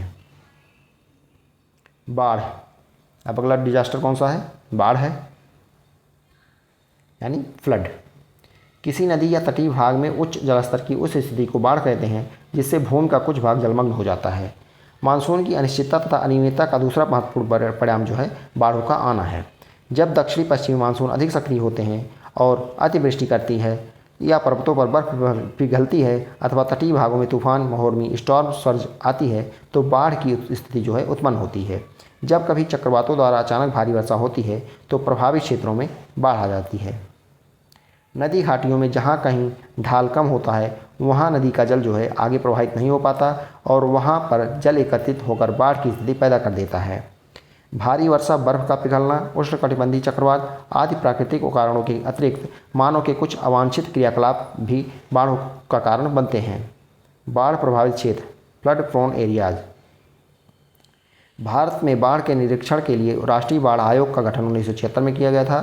तो राष्ट्रीय बाढ़ आयोग का गठन भारत में कब किया गया था? 1976 में। इस आयोग द्वारा लगाए गए अनुमान के अनुसार भारत का लगभग 4 करोड़ हेक्टेयर क्षेत्र अर्थात 1/8वां भाग बाढ़ प्रवण माना जाता है। तो भारत का लगभग 4 करोड़ हेक्टेयर क्षेत्र यानी 1/8वां भाग बाढ़ प्रवण माना जाता है। इसमें से लगभग 25 से 50% क्षेत्र ऐसा है जो प्रतिवर्ष बाढ़ों से प्रभावित होता है। तो इनमें से 25 से 50% क्षेत्र ऐसा भी है जो प्रतिवर्ष बाढ़ से प्रभावित होता है। 78 लाख हेक्टेयर भूमि पर प्रतिवर्ष बाढ़ें आती हैं। 4 करोड़ में से 78 लाख हेक्टेयर भूमि पर प्रतिवर्ष बाढ़ आती है जो 240 लाख व्यक्तियों को प्रभावित करती है और 7 लाख मकानों को क्षति पहुंचाती है। अधिकांश बाढ़ें भारत के उत्तरी मैदान में आती हैं। तो यहाँ पे सारी चीज़ें इंपॉर्टेंट है। अनुमान है कि बाढ़ों से होने वाले 3/4 क्षति भारत के उत्तरी मैदान में ही होती है। तो जितनी भी बाढ़ से हानि होती है उसकी 3/4 भारत के उत्तरी मैदान में होती है। भारत के कुल बाढ़ग्रस्त क्षेत्र का 60% भाग गंगा तथा ब्रह्मपुत्र नदियों की अपवास क्षेत्र में है। तो भारत के कुल बाढ़ग्रस्त क्षेत्र का 60% भाग गंगा ब्रह्मपुत्र नदियों के अपवास क्षेत्र में फैला हुआ है। प्रायद्वीपीय भारत में बाढ़ों का प्रकोप समुद्र तटीय मैदानों तथा नदियों के डेल्टों में होता है। यद्यपि अधिक वर्षा के कारण किसी भी निम्न क्षेत्र में बाढ़ आ सकती है, फिर भी गंगा, यमुना, घाघरा, राप्ती, गंडक, कोसी, सतलुज, ब्यास, रावी, चिनाब, झेलम, ब्रह्मपुत्र, महानदी, गोदावरी, कृष्णा, कावेरी, नर्मदा, तापी, माही आदि नदियों के बेसिन, घाटियों तथा डेल्टाओं में प्रायः बाढ़ आती रहती है। आंध्र प्रदेश, असम, बिहार, जम्मू कश्मीर, पंजाब, उत्तर प्रदेश तथा पश्चिमी बंगाल में विस्तृत क्षेत्रों में बाढ़ का प्रकोप बना रहता है। पिछले कुछ वर्षों में राजस्थान, हरियाणा, मध्य प्रदेश आदि राज्यों के शुष्क एवं अर्धशुष्क प्रदेशों में भी बाढ़ आई है। 2006 में राजस्थान के बाड़मेर तथा जैसलमेर जिलों में भयंकर बाढ़ आई थी, जबकि इन इलाकों में 10 सेंटीमीटर से भी कम वार्षिक वर्षा होती है। तो 2006 में राजस्थान के बाड़मेर और जैसलमेर जैसे भयंकर इलाकों में भयंकर बाढ़ आ गई थी, जबकि यहाँ पे वार्षिक वर्षा 10 सेंटीमीटर से भी कम होती है। इस तथ्य से इस बात की पुष्टि होती है कि देश का कोई भी भाग बाढ़ के प्रकोप से पूर्णतया सुरक्षित नहीं है। पूर्वी उत्तर प्रदेश तथा बिहार में गंगा तथा उसकी सहायक नदियों जैसे घाघरा, गंडक, बूढ़ी गंडक, कोसी, सोन आदि में वर्षा ऋतु में बड़ी मात्रा में जल भर जाता है और बाढ़ आ जाती है। उत्तरी बिहार में कोसी तथा पश्चिम बंगाल के उत्तरी भाग में तीस्ता तथा तोरसा नदियां प्रायः अपना मार्ग बदल लेती हैं। तो उत्तरी बिहार में कोसी, जो कि बिहार का शोक भी कहा जाता है, तथा पश्चिम बंगाल के उत्तरी भाग में तीस्ता और तोरसा नदियां अपना मार्ग बदल लेती हैं, जिससे लोगों को भयंकर बाढ़ का सामना करना पड़ता है। देश के उत्तर पूर्वी भाग में असम में ब्रह्मपुत्र नदी की घाटी स्थित है, जहां लगभग हर वर्ष बाढ़ आती है। तो तो देश के उत्तर पूर्वी भाग में असम में जो है ब्रह्मपुत्र नदी की घाटी स्थित है, जहाँ पे हर वर्ष बाढ़ आती है। यहाँ 250 सेंटीमीटर से भी अधिक वर्षा होती है। इस कारण ब्रह्मपुत्र तथा इसकी सहायक नदियाँ दिहांग तथा लोहित में बड़ी मात्रा में जल भर जाता है, जिससे बाढ़ आती है। तो ब्रह्मपुत्र की जो है सहायक नदी दिहांग और लोहित है, इनमें भी भारी मात्रा में जल भर जाता है और बाढ़ आ जाती है। पश्चिम बंगाल के दक्षिणी भाग में हुगली नदी के कारण प्रायः बाढ़ आती है। हुगली में अजय तथा दामोदर जैसी नदियों आकर मिलती हैं। ये नदियाँ झारखंड के पठार से निकलती हैं, जहाँ बड़ी मात्रा में वन काट दिए गए हैं। ऐसी स्थिति में जब झारखंड के पठार पर मूसलाधार वर्षा होती है तो दामोदर तथा हुगली नदियों में भयंकर बाढ़ आ जाती है। दामोदर नदी वर्धमान के निकट मैदानी भाग में प्रवेश करती है, जहाँ इसके जल की गति एकदम मंद पड़ जाती है। इससे कई बार तो इतना भयंकर बाढ़ आती है कि बहुत से क्षेत्र 2 से 2.5 मीटर गहरे जल में डूब जाते हैं। काफ़ी खतरनाक है। दामोदर को जो है पश्चिम बंगाल का शोक कहा जाता है। दामोदर नदी के कारण सदियों के ही बंगाल के विस्तृत क्षेत्र में बाढ़ें जाती रही हैं, जिससे यह नदी बंगाल का शोक सौरो ऑफ बंगाल के नाम से कुख्यात है। उड़ीसा के तटीय भागों में बाढ़ें लगभग हर वर्ष आती हैं। यहाँ महानदी ब्राह्मणी, बैतरणी तथा सलंदी नदियों में जल की अधिक मात्रा के कारण बाढ़ आती है। तो उड़ीसा के तटीय भागों में बाढ़ आती है किसके कारण? महानदी ब्राह्मणी, बैतरणी और सलंदी नदियों में जल के भराव के कारण। बाढ़ परिणाम एवं नियंत्रण, consequences and control of floods. बाढ़ केवल फसलों को ही बर्बाद नहीं करती है, बल्कि आधारभूत ढांचा जैसे सड़कें, रेल पटरी, पुल और मानव बस्तियों को भी नुकसान पहुंचाती है। बाढ़ग्रस्त क्षेत्रों में अनेक प्रकार की बीमारियां जैसे हैजा, आंत्रशोथ, हेपेटाइटिस और दूसरी दूषित जल जनित बीमारियां फैल जाती हैं। मलेरिया, डेंगू वे भी फैलते हैं, क्योंकि वो सब जल जनित रोग हैं। इसके विपरीत बाढ़ से कुछ लाभ भी है। हर वर्ष बाढ़ खेतों में उपजाऊ मिट्टी लाकर जमा कर देती है, जो फसलों के लिए बहुत उपयोगी है। जैसे खादर मिट्टी आ जाती है, दोमट की, उपजाऊ होती हो काफ़ी। बाढ़ के प्रतिकूल प्रभाव को कम करने के लिए कुछ ठोस कदम उठाने की आवश्यकता है। कुछ महत्वपूर्ण कदम जो हैं इस प्रकार हैं। जैसे बाढ़ प्रभावित क्षेत्रों में तटबंध बनाना, जल के प्रवाह को नियंत्रित करने के लिए नदियों पर बांधों का निर्माण करना, वनीकरण और आमतौर पर बाढ़ लाने वाली नदियों के ऊपरी जल ग्रहण क्षेत्र में निर्माण कार्य पर प्रतिबंध लगाना, नदी वाहिकाओं में बसी हुई बस्तियों को हटाकर किसी अन्य स्थान पर बसाना। इसके अलावा बाढ़ के मैदानों में जनसंख्या के जमाव को नियंत्रित करना। अब आते हैं सूखा। तो बाढ़ हो गया, अब सूखा देखते हैं। जब जल तथा नमी की उपलब्धता कुछ देर के लिए सामान्य से काफ़ी कम होती है तो सूखे की स्थिति जो है उत्पन्न हो जाती है। High powered committee on disaster management के अनुसार कृषि, पशुधन, उद्योग अथवा मानवीय जनसंख्या की आवश्यकताओं से कम जल उपलब्ध होने को सूखा कहते हैं। तो कृषि, पशुधन, उद्योग अथवा मानवीय जनसंख्या की आवश्यकताओं से कम जल उपलब्ध होने को सूखा की स्थिति कहा जाता है। सूखा किसी भी क्षेत्र में पड़ सकता है, चाहे वहाँ पर सामान्यतः प्रचुर वर्षा होती हो या वैज्ञानिक तथा सामाजिक उन्नति हो चुकी हो, या छोटे अथवा विस्तृत क्षेत्र को प्रभावित कर सकता है। भारत में सूखा दक्षिणी पश्चिमी मानसून के कमज़ोर होने से पड़ता है। तो दक्षिणी पश्चिमी मानसून से ही सबसे ज़्यादा भारत में वर्षा होती है और इसी के कमज़ोर पड़ने से भारत में सूखा पड़ता है। देश में दक्षिणी पश्चिमी मानसून द्वारा सामान्य से कम वर्षा करने अथवा अपने निश्चित समय से देर से आने के कारण सूखे की स्थिति जो है उत्पन्न हो जाती है। सूखे के प्रकार, तो कारण, स्वरूप और विशेषता के आधार पर सूखे 4 प्रकार के होते हैं। मौसम विज्ञान सूखा, जल विज्ञान सूखा, कृषि सूखा और पारिस्थितिकी सूखा। तो सूखा के प्रकार की बात करें तो 4 प्रकार का होता है। मौसम विज्ञान सूखा, जल विज्ञान सूखा, कृषि सूखा और पारिस्थितिकी सूखा।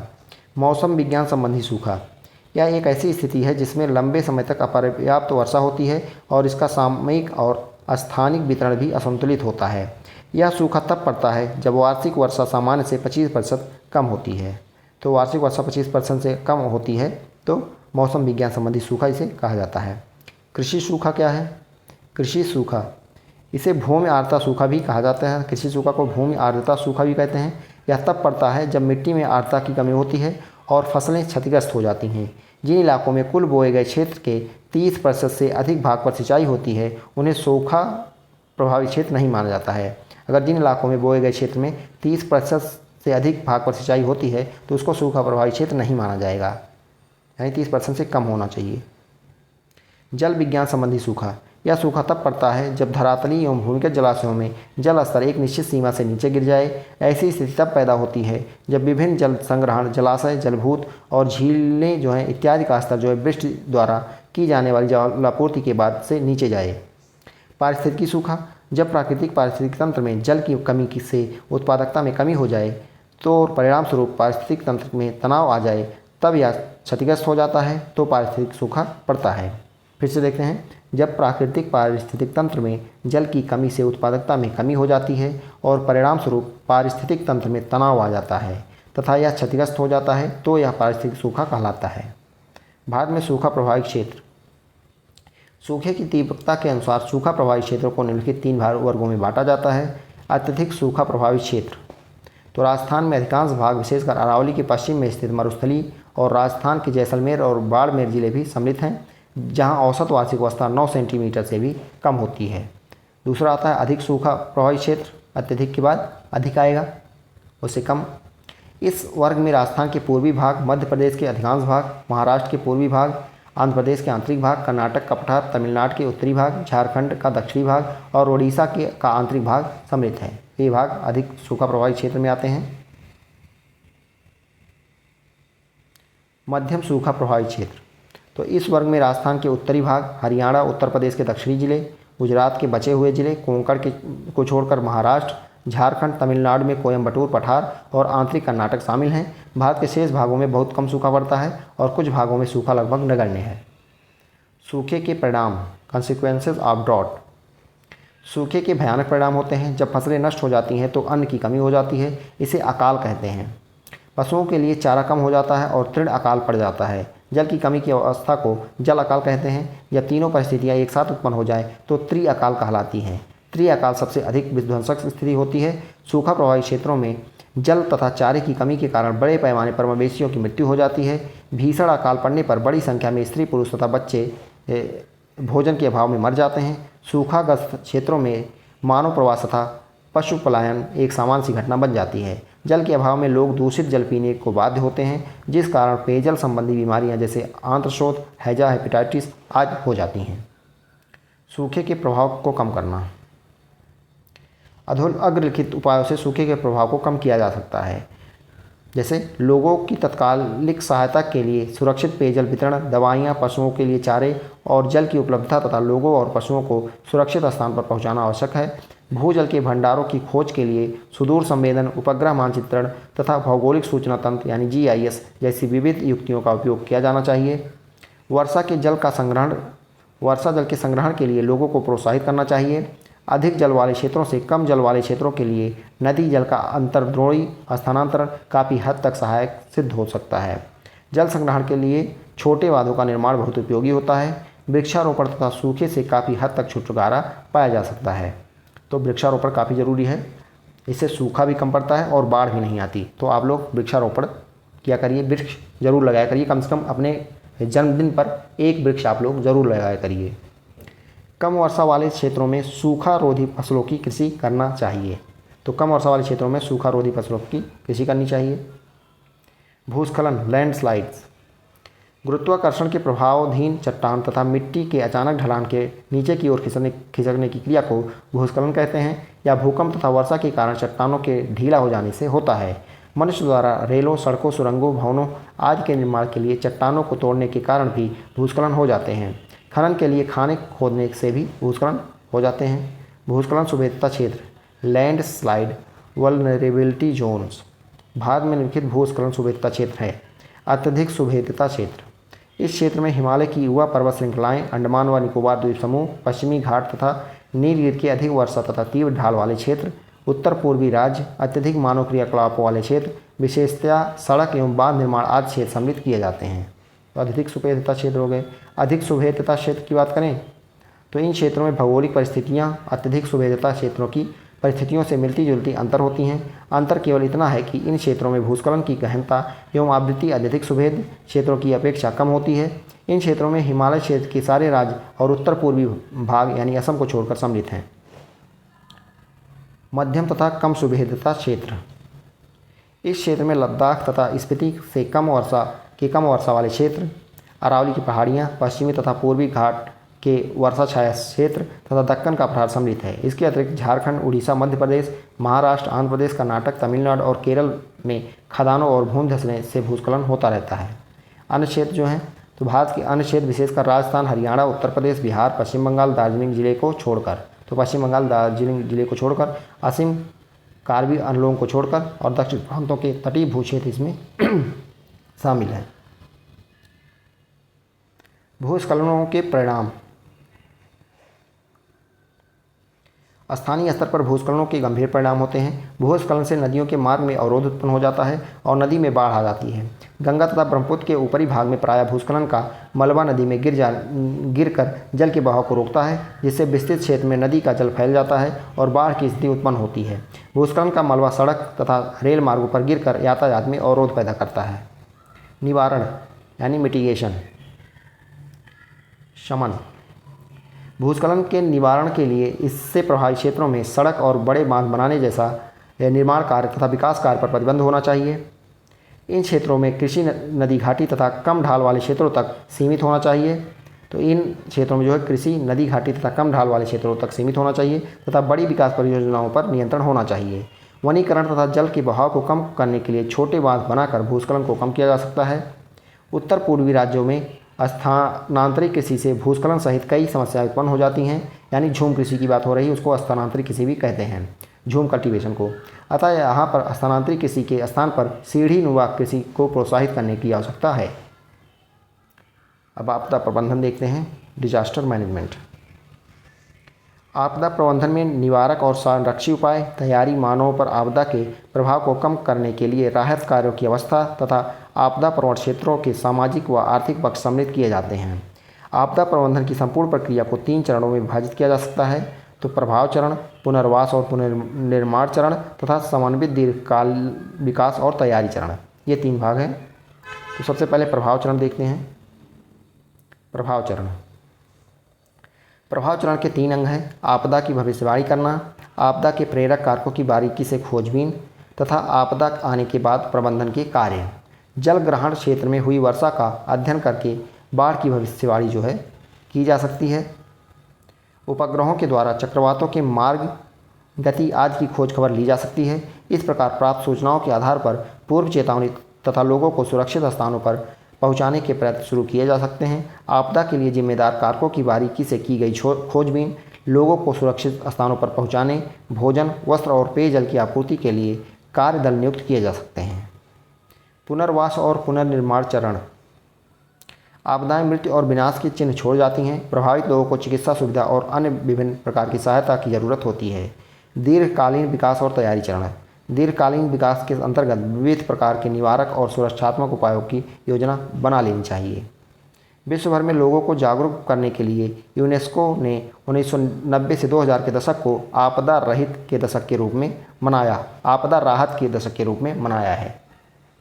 आपदा प्रबंधन अधिनियम 2005 और राष्ट्रीय आपदा प्रबंधन संस्थान की स्थापना इस दिशा में भारत सरकार द्वारा उठाए गए सकारात्मक कदम का उदाहरण है। वनाग्नि, वाइल्ड फायर। वनों में अग्नि प्राकृतिक नहीं है। आमतौर पर वनाग्नि को प्राकृतिक वन विकास एवं पुनर्जनन के लिए अच्छा माना जाता है। वनों में अग्नि प्राकृतिक नहीं है। आमतौर पर वनाग्नि को प्राकृतिक वन विकास एवं पुनर्जनन के लिए अच्छा माना जाता है। वनाग्नि एक अनियंत्रित आग होती है जो व्यापक क्षेत्रों की भूमियों को नष्ट कर देती है। भारत में वनाग्नि का जोखिम। हमारे देश में वनाग्नि एक नियमित घटना है जो प्रायः गर्मी के मौसम के समय देखी जाती है। भारत में वनाग्नि के प्रति 54.40% अनियमित अग्नि, 7.49% मध्यम प्रवण श्रेणियों और 2.405% उच्च प्रवण श्रेणियों के अंतर्गत आते हैं। भारत में वनाग्नि वितरण का स्वरूप।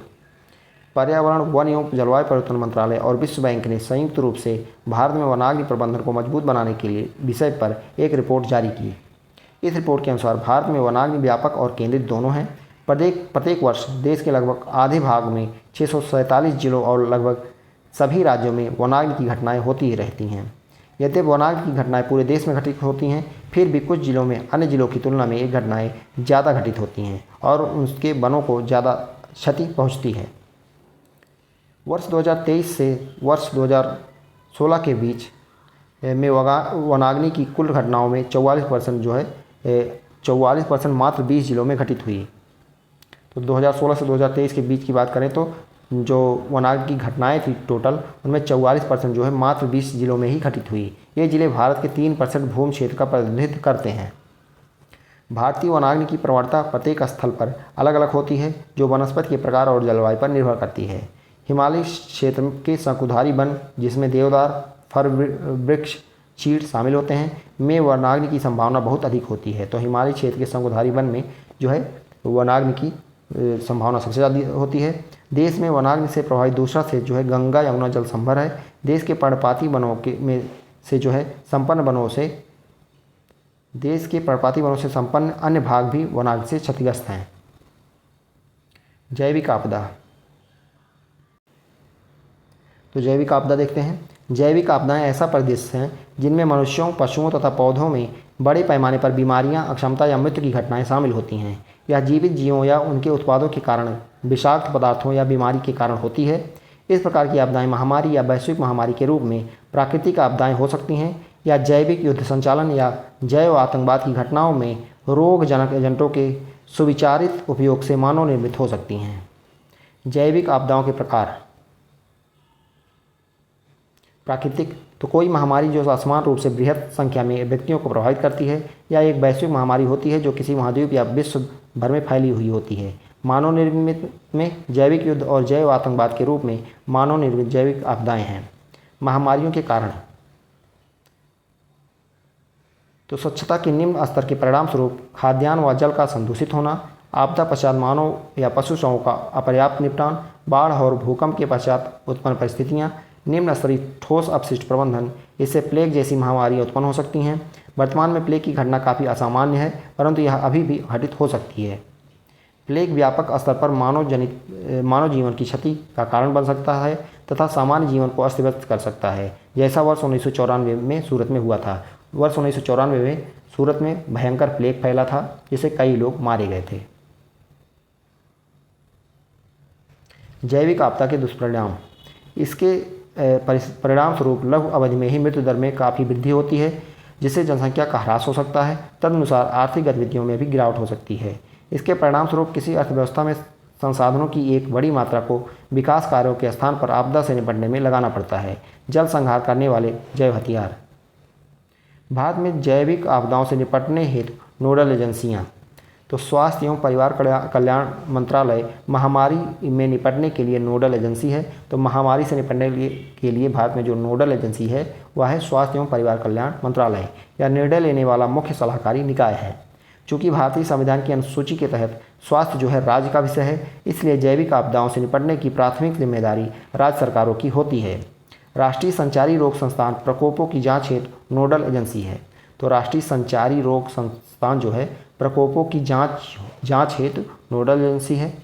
गृह मंत्रालय जैविक युद्ध यानी युद्ध की स्थिति में जैविक एजेंटों का उपयोग जैविक युद्ध कहलाता है के लिए मंत्रालय है। गृह मंत्रालय जो है जैविक युद्ध के लिए मंत्रालय है। ग्रीष्म लहर। ग्रीष्म लहर। भारत में ग्रीष्म लहर जोखिम। जलवायु परिवर्तन के कारण उच्च दैनिक शीर्ष तापमान एवं अधिकाधिक लंबी, अधिक प्रचंड ग्रीष्म लहरें वैश्विक रूप से निरंतर घटित होने वाली घटनाएं बनती जा रही हैं। ग्रीष्म लहरों की आवृत्ति में भी वृद्धि हुई है। वर्ष 1979 से 1983 ग्रीष्म लहरों की औसतन लगभग 75 घटनाएं घटित हुई, जो 2016 से 20 में बढ़कर लगभग 98 हो गई थी। हीट वेव की बात हो रही है यहाँ पे। ग्रीष्म लहर कैसे उत्पन्न होती है? ग्रीष्म लहर तब उत्पन्न होती है जब उच्च दाब का एक कटक एक क्षेत्र पर लंबे समय तक विद्यमान रहता है, जिससे शुष्क गर्म वायु जो है जमीन पर जाती है। जब ग्रीष्म लहर तब उत्पन्न होता है जब उच्च दाब का एक कटक एक क्षेत्र पर लंबे समय तक विद्यमान रहता है, जिससे शुष्क गर्म वायु जमीन पर जाती है। जैसे ही वायु नीचे की ओर आती है, यह गर्म और संपीड़ित होती है तथा सतह पर पहुँचने के साथ ही यह अत्यधिक गर्म हो जाती है। यह गर्म वायु जमीन को तेज़ी से गर्म करती है, जिससे वायु का तापमान बढ़ जाता है। चूँकि उच्च दाब वाले क्षेत्रों का केंद्र सामान्य तौर पर बादल रहित होता है, इसलिए सीधे प्राप्त होने वाली धूप दिन के तापमान को और बढ़ा देती है, जिससे ग्रीष्म लहर यानी हीट वेव उत्पन्न होती है। भारत में ग्रीष्म लहर के मानदंड। भारत मौसम विज्ञान विभाग ने ग्रीष्म लहर यानी हीट वेव के संबंध में निम्नलिखित मानदंड निर्धारित किए हैं। जब तक किसी स्थान का तापमान मैदानी क्षेत्रों में कम से कम 40 डिग्री सेल्सियस तथा पहाड़ी क्षेत्रों में कम से कम 30 डिग्री सेल्सियस न पहुंच जाए, तब तक ग्रीष्म लहर पर विचार करने की आवश्यकता नहीं होती है। किसी स्थान का अधिकतम सामान्य तापमान 40 डिग्री सेल्सियस से कम या उसके बराबर होने की स्थिति में सामान्य तापमान 5 डिग्री सेल्सियस से 6 डिग्री सेल्सियस तक अधिक तापमान पर ग्रीष्म लहर प्रस्थान, सामान्य तापमान से 60 डिग्री सेल्सियस या अधिक तापमान पर गंभीर ग्रीष्म लहर प्रस्थान, यानी सामान्य तापमान से 5 से 6 डिग्री अगर अधिक बढ़ता है तो अधिक तापमान पर ग्रीष्म लहर प्रस्थान बोलेंगे। अगर सामान्य से 7 डिग्री सेल्सियस या इससे अधिक होता है तो इसे गंभीर ग्रीष्म लहर प्रस्थान बोलेंगे। किसी स्थान पर सामान्य अधिकतम तापमान 40 डिग्री से अधिक होने की स्थिति में सामान्य तापमान 4 डिग्री सेल्सियस से 5 डिग्री सेल्सियस तक अधिक तापमान पर ग्रीष्म लहर प्रस्थान, सामान्य तापमान से 6 डिग्री सेल्सियस अधिक तापमान पर गंभीर ग्रीष्म लहर प्रस्थान। जब वास्तविक अधिकतम तापमान या अधिक रहे तो ग्रीष्म लहर की घोषणा की जानी चाहिए। ऐसी स्थिति में सामान्य अधिकतम तापमान का संदर्भ नहीं लिया जाता है। ग्रीष्म या ताप लहर से कैसे बचाव करें, हीट वेव से कैसे बचा जाए? तो हल्के रंग के सूती कपड़े पहनें। यदि कहीं बाहर हैं तो किसी कपड़े, टोपी या छतरी की मदद से सिर को ढके रहें। इसके अलावा तेज़ धूप में बाहर जाने से बचें, विशेष रूप से दोपहर 12 से 3 बजे तक। बुजुर्गों और बच्चों का विशेष ध्यान रखें, नियमित रूप से पानी पीते रहें। अगर किसी को लू लग जाए तो उसे ORS का घोल, नींबू पानी, चावल का पानी, छाछ या लस्सी बनाकर पीने को दें। तो ये बचाव के कुछ उपाय हैं। तूफान देखते हैं। पृथ्वी के वायुमंडल में उत्तेजना की स्थिति को तूफान कहते हैं। पृथ्वी के वायुमंडल में उत्तेजना की स्थिति को तूफान कहते हैं। इसमें तेज हवाएं, भारी बारिश, ओले गिरना, बिजली कड़कना, बादल गरजना जैसी अनेक मौसमी गतिविधियां शामिल हैं। तूफान के परिणाम क्या क्या हैं? साधारण जनजीवन जो अस्त व्यस्त हो जाता है, यातायात ठप हो जाता है, जान माल की हानि होती है, बाढ़ आना या आकाश से बिजली गिरना, ये तूफान के परिणाम है। तूफान से कैसे बचें? तो तूफान की स्थिति में घर पर ही रहें और अपने बच्चों और पालतू जानवरों को घर के अंदर ही रखें। इसके अलावा घर की खिड़कियां, दरवाजे बंद रखें, बिजली भी बंद रखें। यदि झील या नदी में हैं तो तुरंत बाहर आ जाएं। अगर घर के बाहर हैं तो पेड़ के पास या उसके नीचे ना खड़े हों। लैंडलाइन फ़ोन के बजाय मोबाइल फ़ोन का इस्तेमाल करें। तो मोबाइल फ़ोन का इस्तेमाल करें लैंडलाइन की जगह। अब शीतलहर देखते हैं।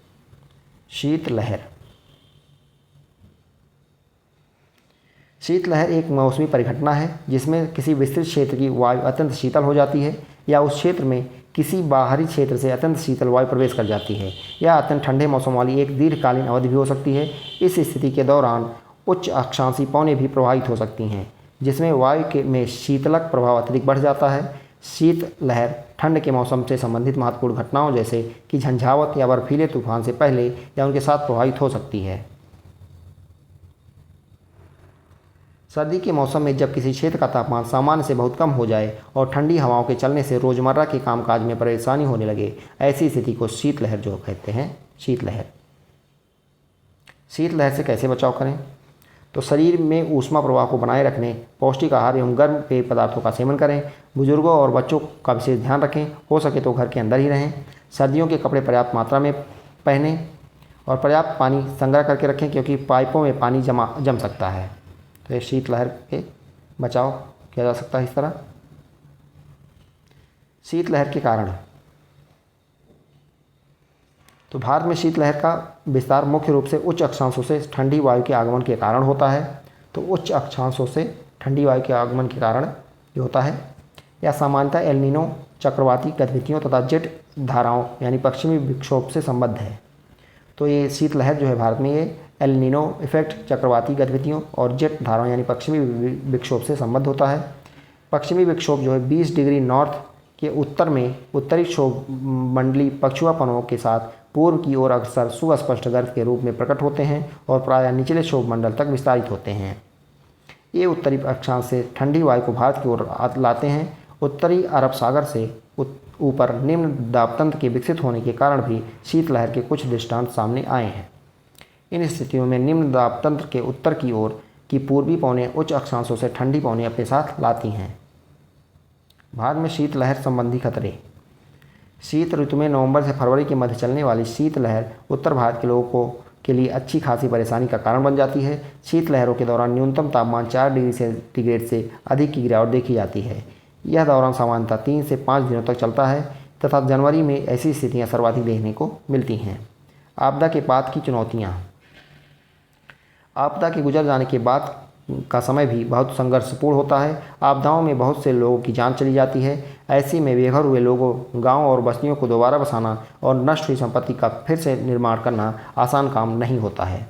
आपदा के बाद पुनः निर्माण परियोजना के प्राथमिकता निर्धारक कारण: क्षति की सीमा, सुरक्षा और पहुंच, सामाजिक आवश्यकताएं, आर्थिक कारक और पर्यावरण संबंधी विचार। तो क्या करें इसमें? आपदा के बाद की चुनौतियाँ। इसमें धैर्य बनाए रखें और एक दूसरे की सहायता करें। आपदा और आपदा प्रबंधन के प्रति जागरूक रहें। आपदा प्रबंधन कार्यों में सरकार को सहयोग दें। भविष्य में आपदा से निपटने के लिए बेहतर तैयारी करें। स्वयं की और अपने साथियों को नया जीवन शुरू करने की प्रेरणा दें। तो ये हो गया आपदा एवं आपदा प्रबंधन। इसके प्रश्न कर लेते हैं, उसके बाद दूसरे वीडियो में इम्पॉर्टेंट वीडियो होगा क्योंकि NDMA, SDMA और बाकी चीज़ें उसी में रहेंगी, तो वो हम लोग करेंगे। तो अब तुरंत हम लोग इसके क्वेश्चन जो थोड़े बहुत हैं वो कर लेते हैं। तो पहला क्वेश्चन है, सुनामी किस प्रकार की प्राकृतिक आपदा है? तो सुनामी जो है जलीय प्राकृतिक आपदा है। सुनामी जलीय प्रकार की प्राकृतिक आपदा है। भूकंप और ज्वालामुखी से महासागरीय धरातल में अचानक हलचल पैदा होती है और महासागरीय जल का अचानक विस्थापन होता है। परिणाम स्वरूप ऊर्ध्वाधर ऊंची तरंगें पैदा होती हैं, जिन्हें सुनामी, बंदरगाह लहरें या भूकंपित समुद्री लहरें कहा जाता है। निम्नलिखित शहरों में से किस शहर में सुनामी वार्निंग सेंटर स्थापित है? तो कहाँ पे स्थापित है? तो ये हैदराबाद में स्थापित है सुनामी वार्निंग सेंटर। ये आपको ध्यान रखना है, इंपॉर्टेंट क्वेश्चन है। हैदराबाद में सुनामी वार्निंग सेंटर स्थित है। भारत के लिए सुनामी संबंधी सलाह जारी करने का राष्ट्रीय प्राधिकरण भारतीय राष्ट्रीय महासागर सूचना विज्ञान केंद्र ITEWC हैदराबाद में पृथ्वी विज्ञान मंत्रालय के अधीन स्थापित भारतीय सुनामी प्रारंभिक चेतावनी केंद्र है। तो राष्ट्रीय प्राधिकरण भारतीय राष्ट्रीय महासागर सूचना विज्ञान केंद्र, भारतीय राष्ट्रीय महासागर सूचना विज्ञान केंद्र यानी ITEWC हैदराबाद में ये स्थापित किया गया है। पाला, लू और शीतलहर किस प्रकार की आपदा है? तो पाला, लू और शीतलहर किस प्रकार की है? तो ये प्राकृतिक है। सन 2004 की सुनामी द्वारा भारत के निम्न तटों में से कौन सर्वाधिक प्रभावित हुआ था? सबसे ज़्यादा प्रभावित इसमें से कौन हुआ था? तो कोरोमंडल तट। ऑप्शन सी यहाँ पे करेक्ट हो जाएगा। निम्न में से कौन से कथन सत्य हैं? इनमें से कौन से कथन सत्य हैं ये आपको बताना है। पहला दिया गया है, सूखा एक वायुमंडलीय प्राकृतिक आपदा है, सही है। भोपाल गैस त्रासदी मानव निर्मित थी, बिल्कुल सही है। भारत आपदा प्रयुक्त देश है, सही है। मैंग्रोव चक्रवातों का प्रभाव कम करते हैं, बिल्कुल सही है। तो ये सभी सही हो जाएंगे, ऑप्शन डी यहाँ पे करेक्ट हो जाएगा। तो भोपाल गैस त्रासदी मानव जनित आपदा थी जो 2 से 3 दिसंबर 1984 की रात में मिथाइल आइसोसाइनेट MIC गैस के रिसाव से घटित हुई थी। निम्न में से किस राज्य में सर्दी के महीनों में बाढ़ आती है? इनमें से सर्दी के महीनों में किस राज्य में बाढ़ आती है? तो ये तमिलनाडु में। तमिलनाडु राज्य में सर्दी के महीने में बाढ़ आती है। तमिलनाडु में बाढ़ नवंबर से जनवरी माह के बीच वापस लौटते हुए मानसून से होती है। तो वहाँ पे सबसे ज़्यादा वर्षा जो होती है तमिलनाडु में नवंबर से जनवरी माह के लौटते हुए मानसून से होती है, इसीलिए वहाँ पे इसी समय बाढ़ भी आती है। तूफान महोर्मी का संबंध किस क्षेत्र से है? तो किससे है? ये तटीय क्षेत्र से है। तूफान महोर्मी का संबंध तटीय क्षेत्र से है। तटीय क्षेत्रों में अक्सर उष्णकटिबंधीय चक्रवात 180 किलोमीटर प्रति घंटा की गति से टकराते हैं। इससे तूफानी क्षेत्र में समुद्र तल भी असाधारण रूप से ऊपर उठ जाता है, जिसे तूफान महोर्मी कहा जाता है। राष्ट्रीय आपदा प्रबंधन योजना कब जारी की गई थी? तो ये कब जारी की गई थी? 1 जून 2016 को। 1 जून 2016 राष्ट्रीय आपदा प्रबंधन योजना जारी की गई थी। तो 1 जून 2016 को राष्ट्रीय आपदा प्रबंधन योजना जारी की गई। इस योजना में 2015 से 2030 की अवधि में आपदा जोखिम में कमी लाने हेतु सेंडाई फ्रेमवर्क में इंगित उपागम को अपनाया गया था। भूकंप किसे कहते हैं? तो भूकंप किसे कहा जाता है? किसे कहेंगे? भूमिका कंपन जो है भूकंप कहते हैं। बंगाल की खाड़ी के तटवर्ती क्षेत्रों में चक्रवात क्यों अधिक आते हैं? तो वहाँ पे क्यों अधिक आते हैं आपको बताना है, क्योंकि बंगाल की खाड़ी में अधिक गर्मी के कारण ये ज़्यादा आते हैं। राष्ट्रीय बाढ़ आयोग की स्थापना कब की गई थी? राष्ट्रीय बाढ़ आयोग की स्थापना जो है भाई साहब 1976 में की गई थी, बताया गया है। राष्ट्रीय बाढ़ आयोग की स्थापना 1976 में की गई थी। इसका उद्देश्य 1954 के राष्ट्रीय बाढ़ नियंत्रण कार्यक्रम की सीमित सफलता के बाद देश में बाढ़ नियंत्रण के उपायों का अध्ययन करना था। कारण, स्वरूप और विशेषता के आधार पर सूखा किस प्रकार की आपदा के अंतर्गत आता है? तो सूखा जो है वायुमंडलीय आपदा के अंतर्गत आता है। भारत में सुनामी लहर चेतावनी प्रणाली केंद्र किस स्थान पर है? तो अभी बताया गया था आपको, कहाँ पे है? ये चेन्नई में है। ये सुनामी लहर चेतावनी प्रणाली केंद्र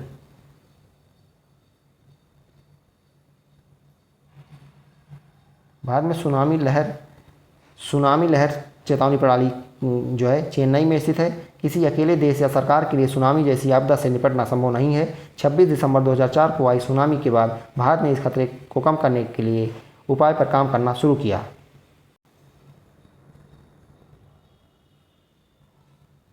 भूकंप का अध्ययन क्या कहलाता है? तो भूकंप का अध्ययन जो है कहलाता है सीज़्मोलॉजी। ऑप्शन बी यहाँ पे करेक्ट हो जाएगा। राष्ट्रीय भूकंप विज्ञान आंकड़ा केंद्र कहाँ स्थित है? तो ये कहाँ पे स्थित है? स्थित है नई दिल्ली में। राष्ट्रीय भूकंप आंकड़ा केंद्र, राष्ट्रीय भूकंप विज्ञान आंकड़ा केंद्र नई दिल्ली में स्थित है। यह भारत सरकार के पृथ्वी विज्ञान मंत्रालय के अधीन काम करता है। मिलान करना है अब, चलिए देखते हैं। सुनामी लहर चेतावनी प्रणाली कहाँ पे है? तो सुनामी लहर चेतावनी प्रणाली जो है ये चेन्नई में है। तो कहाँ पे है? सुनामी लहर चेतावनी प्रणाली की बात हो रही है, ये तो चेन्नई में हो गया। राष्ट्रीय भूकंप विज्ञान आंकड़ा केंद्र ये कहाँ पे है? ये नई दिल्ली में है। सुनामी वार्निंग सेंटर, अभी ये जो पहला था ये सुनामी लहर चेतावनी प्रणाली, ये तो चेन्नई में है। सुनामी वार्निंग सेंटर की बात करें तो ये हैदराबाद में है, ये कन्फ्यूज मत होइएगा। भारत का पहला आपदा प्रबंधन प्रशिक्षण संस्थान कहाँ पे है? लातूर में है। तो ये ध्यान रखिएगा। सुनामी लहर चेतावनी प्रणाली की बात करें तो ये चेन्नई हो जाएगा, जबकि सुनामी वार्निंग सेंटर की बात करें तो हैदराबाद हो जाएगा। Tsunami warning centre Hyderabad, tsunami लहर चेतावनी प्रणाली चेन्नई। और राष्ट्रीय भूकंप विज्ञान आंकड़ा केंद्र नई दिल्ली में है। भारत का पहला आपदा प्रबंधन प्रशिक्षण संस्थान जो है लातूर में है। नेक्स्ट है, देश के पहले आपदा प्रबंधन प्रशिक्षण संस्थान की स्थापना कहाँ पे की गई? अभी बताया गया, कहाँ पे? लातूर में। लातूर जो है महाराष्ट्र में है।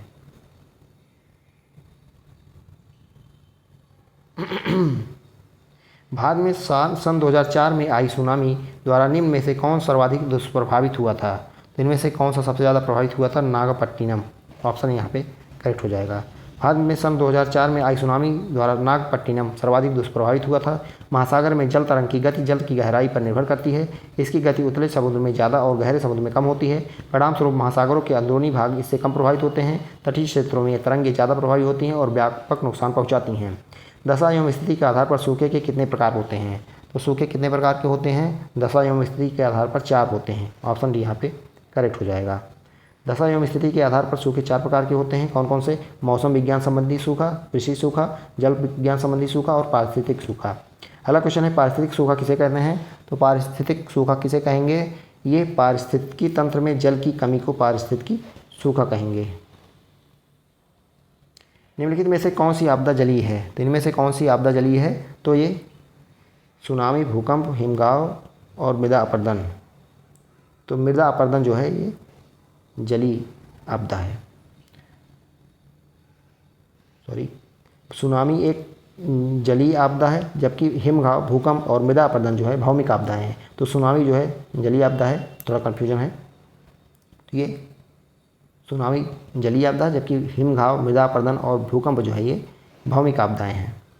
निम्नलिखित में से कौन सा अत्यधिक सूखा प्रभावी क्षेत्र है? तो इनमें से सूखा प्रभावी क्षेत्र सबसे ज़्यादा कौन सा है? तो यह है गुजरात का कच्छ। जल की कमी की अवस्था को कौन सा अकाल कहते हैं? तो जल की कमी हो जाएगी, उसको क्या बोलेंगे? जल अकाल बोलेंगे, सीधी सी बात है। तृण अकाल की स्थिति कब उत्पन्न होती है? तृण अकाल की स्थिति कब हो जाएगी? जब चारे की कमी हो जाएगी, बस जो है मरने लगेंगे बिना चारे के। गुरुत्वाकर्षण के प्रभावाधीन चट्टान तथा मिट्टी के अचानक ढलान के नीचे की ओर खिसकने की क्रिया को क्या कहते हैं? तो क्या कहेंगे? भूस्खलन बोलेंगे। भूकंप तीव्रता के मर्केरी पैमाने पर कितने अंक होते हैं? तो मर्केली पैमाने पर कितने अंक होते हैं बताया गया था, तो 1 से 12 अंक होते हैं, 1 से लेके 12 अंक। भारत में प्रथम ज्वालामुखी क्रिया किस युग में हुई थी, तो किस युग में हुई थी? भारत में प्रथम ज्वालामुखी क्रिया किस युग में हुई थी? धारवाड़ युग में। भारत में प्रथम ज्वालामुखी क्रिया धारवाड़ युग में हुई थी। वर्तमान में बैरन द्वीप, बंगाल की खाड़ी में ज्वालामुखी क्रियाएं जो है देखने को मिलती हैं। निम्न में से किस राज्य में सर्वाधिक बाढ़ आती है? तो इनमें से सबसे ज़्यादा बाढ़ जो है मध्य प्रदेश दिया गया, झारखंड, हरियाणा, बिहार, तो बिहार में सबसे ज़्यादा आती है। समान भूकंप तीव्रता को मिलाने वाली रेखा को क्या कहा जाता है? ये क्वेश्चन काफ़ी बार पूछा जाता है, तो समभूकंप रेखा बोलते हैं।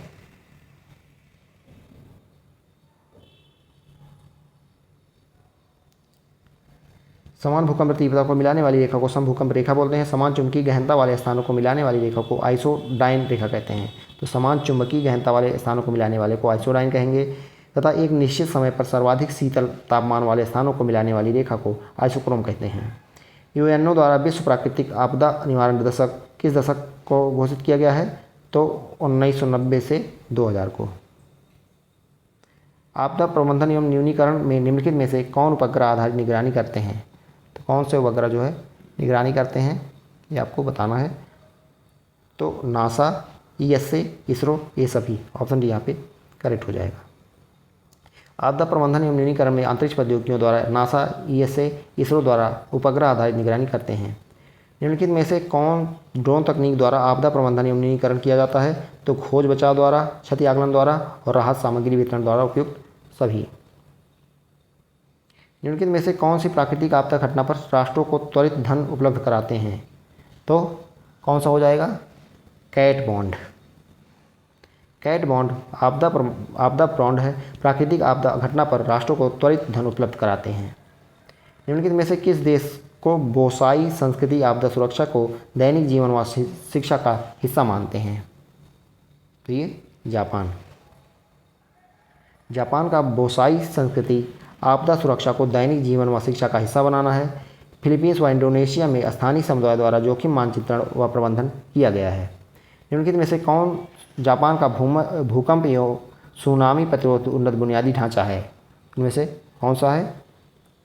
भूकंप रोधी भवन निर्माण, सुनामी चेतावनी, नियमित अभ्यास, तो उपयुक्त सभी। निम्नलिखित में से कौन आपदा प्रबंधन एवं न्यूनीकरण की वैश्विक चुनौतियां हैं? इनमें से कौन सी चुनौतियां हैं ये बताना है। पहला दिया गया है जलवायु परिवर्तन, तीव्र व बारंबार आपदाएं, शहरीकरण, अनियोजित शहरों में जोखिम संकेंद्रण, असमानता, निर्धन व वंचित समुदायों पर अधिक प्रभाव, तो उपयुक्त सभी हो जाएगा। निम्नलिखित में से कौन सी आपदा प्रबंधन एवं न्यूनीकरण की भविष्य की दिशाएं शामिल हैं? इसमें कौन सा करेक्ट हो जाएगा? तो ये नेचर बेस्ड सॉल्यूशंस, सर्वसमावेशी दृष्टिकोण, एंटी फ्रेजाइल सिस्टम, उपयुक्त सभी, तो ये सभी उपयुक्त सभी हो जाएंगे। तो दोस्तों ये चैप्टर ख़त्म हुआ और इसके बाद आपदा प्रबंधन का लास्ट वीडियो बचा हुआ है, जिसमें आपदा प्रबंधन अधिनियम 2005 देखेंगे, एनडीएमए देखेंगे, एसडीएमए देखेंगे, तो वो पूरा ख़त्म हो जाएगा।